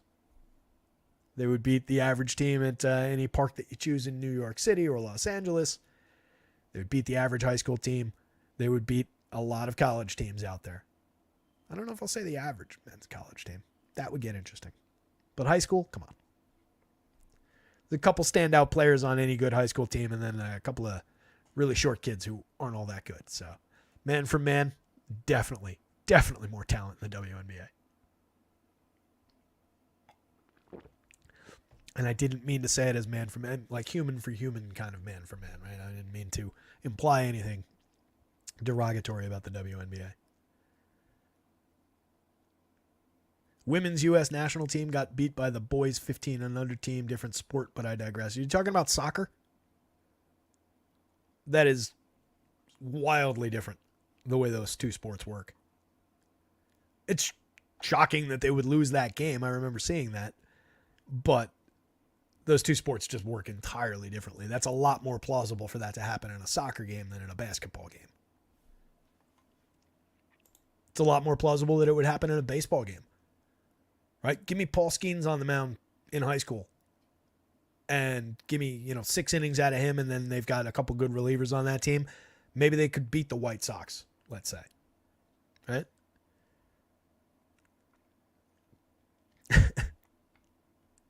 But it's never going to get settled, Trey. So we'll land on different sides of that one. But in the hypothetical, I would be happy to take the other side of that wager. Anybody else out there, feel free to chime in. So the Astros, the best pitching spot of the day in terms of the Vegas line, liking both teams to be kind of suppressed for offense. Justin Verlander looking really good at 8,800, 9,300. Projects out pretty well against a really low-end Mariners team with a ton of strikeouts. Wouldn't surprise me at all if Verlander led the day for pitching, especially if a few runs get scored against Imanaga off the top. Definitely a lane for Justin Verlander to be really successful here. We just saw Hunter Brown beat this team pretty badly. Over 40 innings and 7 starts, Verlander's got a 21% strikeout rate, 3.60 ERA, but a 4.80 xFIP. Stuff Plus is right where it wants to be at 21 points above average, almost 22. He's given up a little bit of power, 10.3% barrels, 4.19% home runs. Overall, though, there's a lot of Justin Verlander left in here. Right? It might not be the same guy, but he sure looks a lot like that guy on a lot of these spots. Went 6 innings in his most recent start, struck out 9, walked 0, gave up a home run and two runs overall, 8 hits. That was a pretty good start overall, though, against an Oakland team that is comparable to this Mariners team so far this year.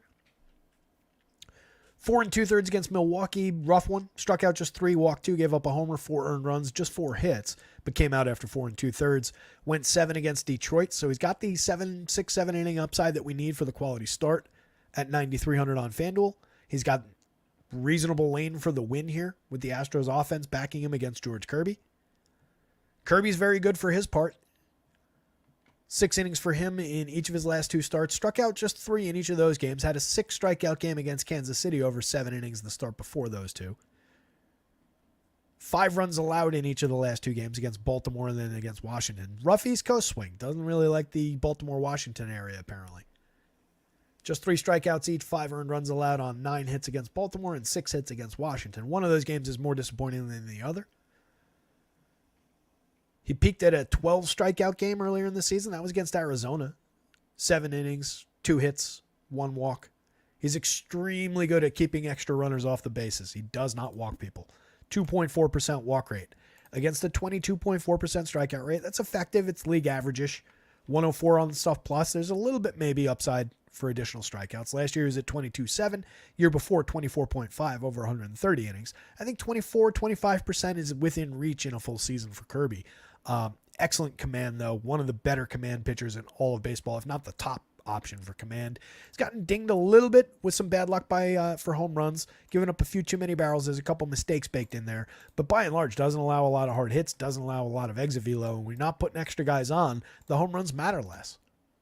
Typically, he doesn't get beat too bad. He has had a couple clunker spots this season, though. I'd say you get to the 4.33 ERA. 3.59 xFIP is more accurate. He hasn't been completely elite, but he's not priced like he's been completely elite.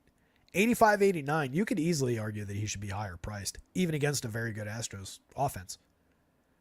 I do think the Astros offense is the better side of the equation here with how bad the Mariners have been and how good Justin Verlander is overall. I'd much rather take Astros bats if I had to on either side of this. But again, this game at just 7 runs is significantly lower than every other game on the slate, other than maybe the Kansas City and Minnesota game. Altuve, Kyle Tucker, Yordan Alvarez, Jeremy Pena off the top. They moved Pena into the cleanup spot, demoted Alex Bregman by a spot in yesterday's lineup. Pena's earned it, 308, 344, 430. He's been terrific, 122 WRC plus, 5 homers, 7 steals. Bregman's been rough. He does have 5 home runs, 123 ISO, 76 WRC plus, though. Been a little problematic there. Still a lot of contact being made. Diminished contact by a little bit. Not crazy so, though. I do still think there's any given slate upside for Alex Bregman. 42.28 is any of the struggles is absolutely cooked into that price. The 3 options up top are all superstars. Yordan Alvarez, 12.4% barrels, 47.9% hard hits has resulted in 9 home runs. Just a 178 ISO. The output is down a little bit, but the quality is still there. I think we're not far off the mark with Alvarez, and I think we're going to hit as soon as he hits his stride, it's going to be a surge like what we saw from Judge, like what we saw from Jose Ramirez. There will be a 3-week stretch where it's like, holy shit, Jordan Alvarez is hitting a home run every single day, producing a monster OPS for that stretch, and then he'll be completely normalized for everything. We're not far off. Kyle Tucker has been that guy already. 18 home runs, a 333 ISO, 183 WRC plus, been relatively unstoppable. Couple of premium lefty bats. Altuve has 9 homers, 8 steals, a 133 WRC plus. His premium contact has taken a little bit of a dip, but also not that far off the mark for what he usually is. He's just successful at hitting home runs with this level of premium contact. And he's very good for average, very good for on base, very good for stolen bases, multi-category contributor, excellent correlated scoring play, and a good individual contributor on his own at second base. Jake Myers for just 3,300, 2,700 has been very effective, over 139 this year, 218 ISO, 149 WRC plus. John Singleton, Jose Abreu, Jainer Diaz down toward the bottom of the lineup. Diaz still super playable for just 3,600. I wish he was hitting more up in this range than down here. But 36 is a good price for a catcher with a 50.9% hard hit rate for the start that he had to the season. He's down to 251, 281, 364. The results have greatly diminished after his hot start. There's still a lot of cheap hard hits here. It's an okay barrel rate. He doesn't strike out. He doesn't walk. So we're putting a lot of balls in play from a very cheap catcher where you have to pay for the position.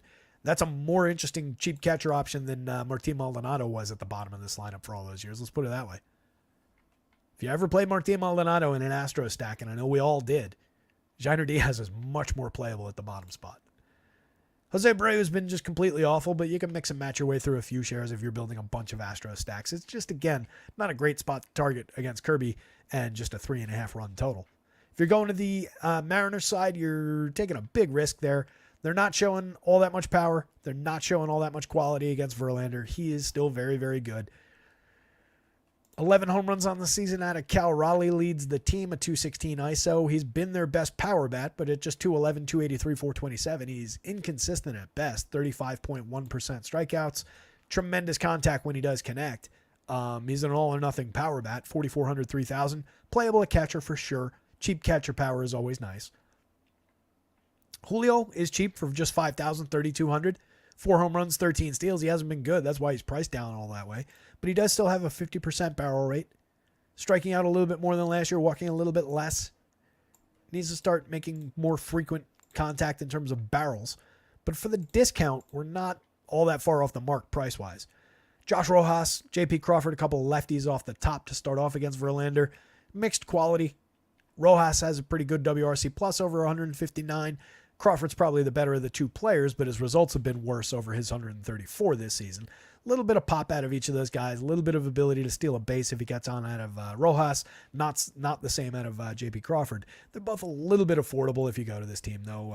3 positions on FanDuel, 2 out of Josh Rojas on DraftKings.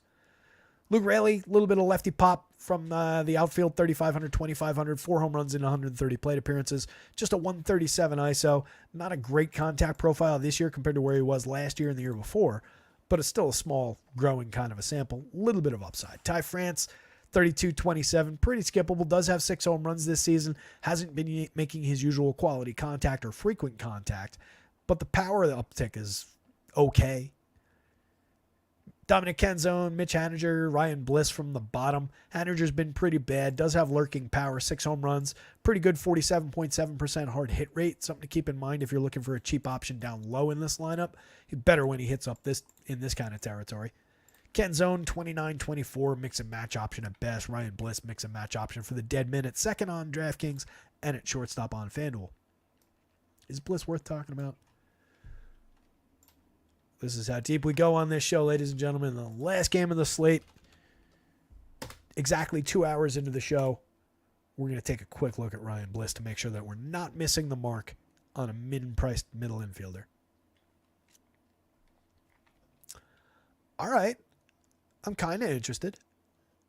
Again, this is if you're going to the Mariners. This is no reason to go to the Mariners. But if you're going there, if you decide, hey, this is the day that Justin Verlander completely goes bust, and this is the day that this Mariners team finally kicks it into high gear for the season, then maybe Ryan Bliss can be on your board at the dead men.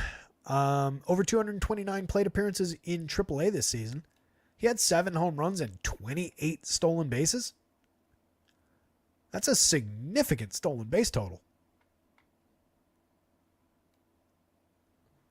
That's with a 382 on base. He created runs 9% better than average. He had a 198 ISO, a 17% walk rate against just 21.8% strikeouts. Is kind of matching his production from last year in 226 plate appearances in AAA last year for the Mariners. 10 home runs and 20 stolen bases. 12.8% walks, 23% strikeouts, 356 on base, just a 97 WRC plus. Was also with the Diamondbacks last year. 62 inconsequential plate appearances for them in AAA after his first promotion up to that level. 1 home run, 5 steals, but a bad triple slash. But in AA, before that promotion last year for the Diamondbacks, AA, 324 plate appearances, 12 homers, 30 steals, 358, 414, 594 with a 162 WRC plus. So you combine those two blocks, that's call it 600 plus plate appearances with 23 home runs and 55 stolen bases in Double and Triple A last year. How did Ryan Bliss sneak by me? That's an interesting player. He's not really like a highly regarded guy.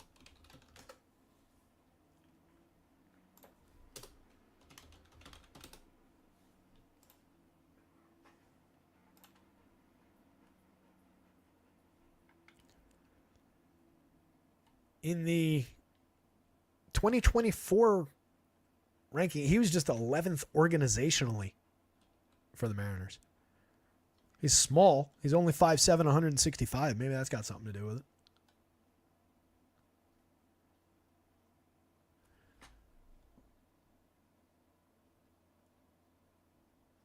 So he's part of the Paul Sewald trade. Him and Dominic Canzone.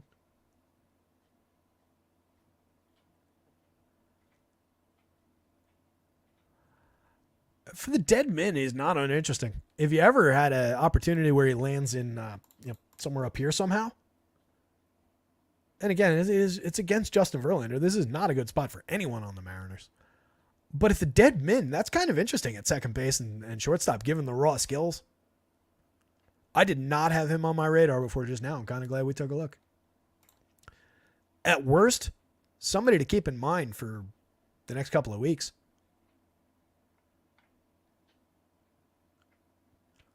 I don't even want to know what's going on in chat right now.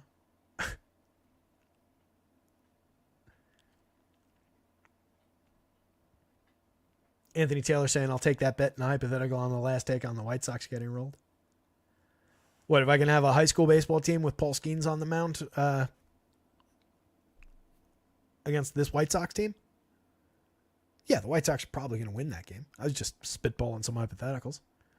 It would be worth a consideration as a bet, though. What kind of odds we're getting? Bliss isn't in the lineup. Well, there goes that. Again, somebody to keep in mind for the next few days, especially coming in at the dead men with that skill set. It's not uninteresting. What is the actual lineup? Crawford, Moore, Rodriguez, France, Rojas, Haniger, Canzone, Garver, Raley. So Garver joining the lineup in the 8 spot adds a second catcher bat with some power upside late in the lineup. But again, it's just a bad spot to be rostering Mariners. Actually, that's the only catcher bat. No Cal Raleigh in the lineup. That's what I didn't realize. All right, let me grab it. God damn it. Just start the whole show over again. No, they just confirmed it on Labs. It's easy.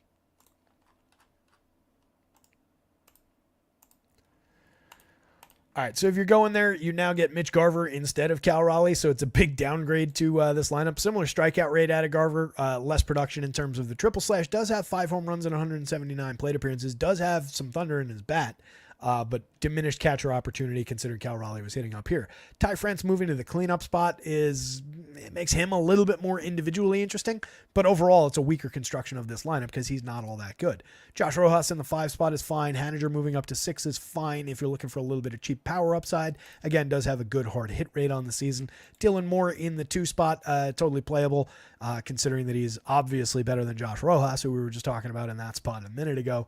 4,200, 3,200. Moore fills 2 positions on DK, 4 positions on FanDuel, 6 home runs, 8 stolen bases in a burst of output, over 162 plate appearances to start the year, 239 ISO, 142 WRC plus. Is not that guy, but has been that guy. wildly unreliable option, but he's cheap at the top of the lineup. Everything else is basically the same, but diminished version of the Mariners lineup just boosts the upside a little bit for Justin Verlander on the other side. So let's round this thing out. A couple of pitchers to talk about to close out the show. Imanaga, again, top of the board. Makes a ton of sense to me that he's just going to have another in a line of very, very successful starts. Keep some runs off the board, find some strikeouts for me along the way.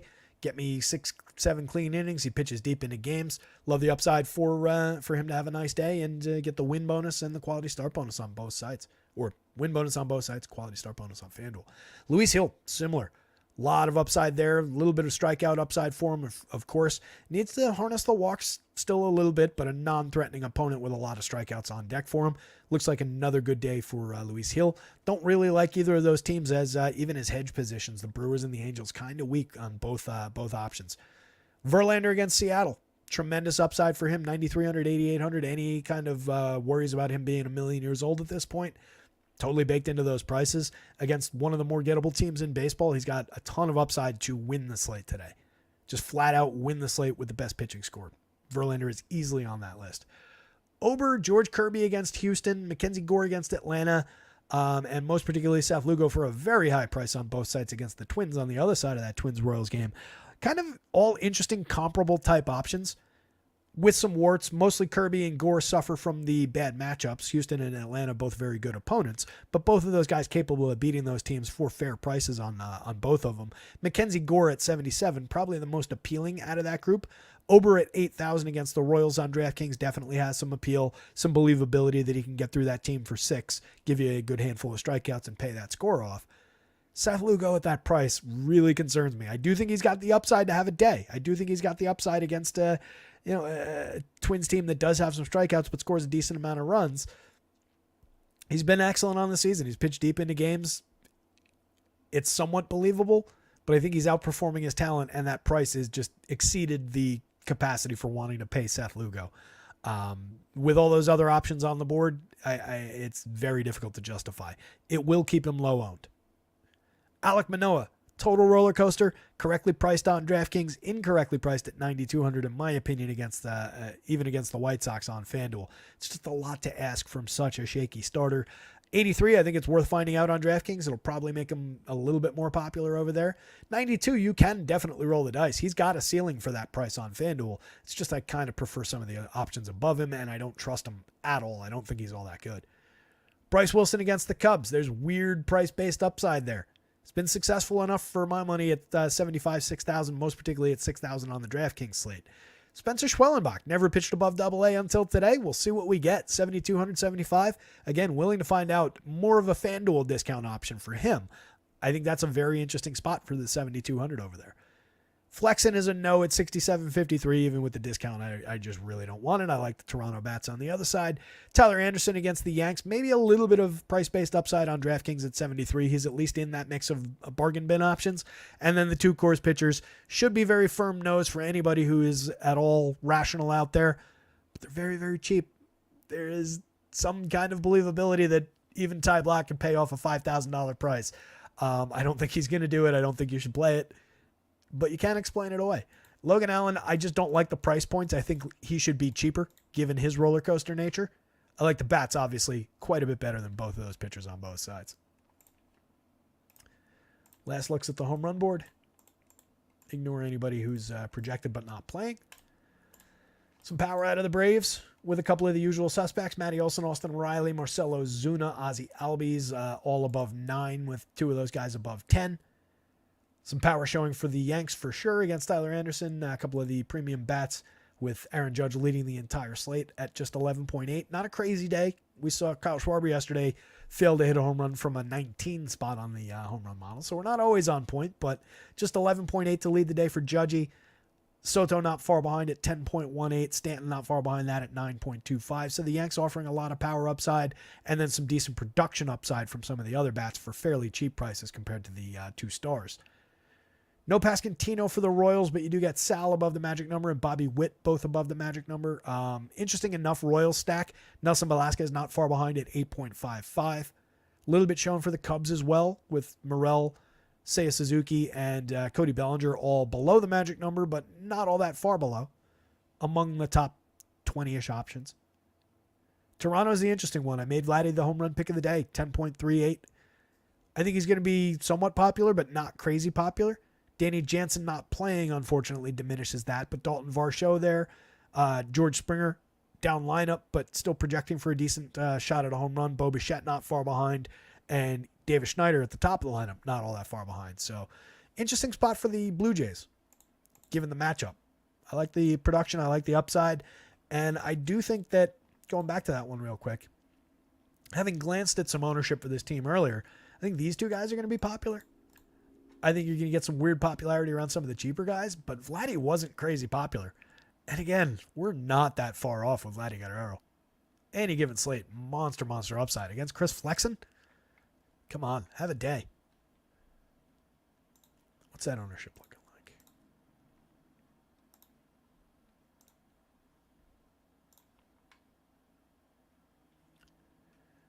Reloading again, because it didn't load properly. On DraftKings, I think I looked at it on FanDuel. On DraftKings, mid-teens. So a little bit more popular now. A little bit more popular on DK. Springer, not at all popular.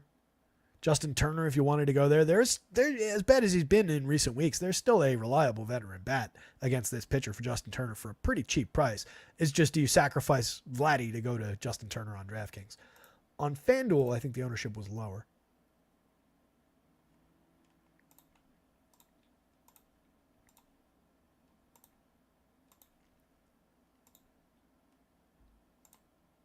It's about mid-teens actually as well. It's gone up a little bit. Gone up like 3 points. It was lower teens earlier.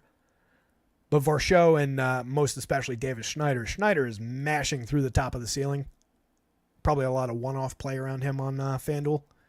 Everybody else is at least is half the ownership that Davis Schneider is. He looks like a great option, don't get me wrong, but I'd rather probably have Varsho, Vladdy, Bo Bichette for cheap. Even George Springer at low ownership for fairly cheap. I respect what Davis Schneider's done this year, but if the entire field, the entire world is going to be on him, to me, he's kind of skippable, and I'll just go with some of these other options in a FanDuel stack where I only need 4. On DraftKings, where you want 5, I think he's more in play, and he makes more sense. He's been tremendous. I don't want to take anything away. Premium contact's been excellent. Strikes out a little bit, but walks to offset it. 361 on base, 6 homers, 220 ISO, 139 WRC+. But I can get quality for half the ownership from some of these other guys. It's an interesting spot. Really interesting slate overall today. It was fun talking it through with you guys. Hi, Carlos Soto. You're here just in time for me ending the show, buddy. Oof. Pete Alonso left the game early, got hit on the hand. That sucks.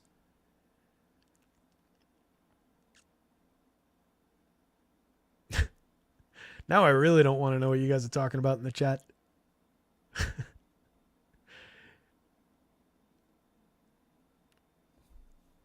I mean, I kind of do. Just gonna wear that. Oh, Pete Rose. Is that it? Was that the entry point to getting? What was that? Like 2 degrees of separation between Pete Rose and Hitler in that conversation? Well done, guys. Welcome to the internet. A little bit more separation between those two people. I'm not a big Pete Rose fan. A hell of a ball player, but not a great person. I agree with whichever one of you was making that point. Ty Cobb, also a hell of a baseball player. Not a great person. Pretty cool that the Negro League stats got it added in for the non-barnstorming games. If you guys didn't see that, by the way. Makes Josh Gibson the single-season leader for, what was it, OPS, slugging percentage, something else. It doesn't make him the all-time home run king. He hit like 800 and change Negro League home runs, but a lot of them aren't counted in the stats they decided to add to Major League totals because they came in barnstorming games. So it's really interesting the way that they did it. It's totally justified that it's finally been done. I think it's really, really cool that they did it. And yeah, just screw Ty Cobb. I'm glad that he lost his record to Josh Gibson. Average in OPS. There you go, Larry. Thanks. So yeah, guys can be to that point that was being made in the chat. Guys can be really, really good at one thing while still being a completely awful human being. And I think we know that that's true. I won't even go down the example I was about to make. Let's just end the show while we still have viewers. You guys absolutely rock.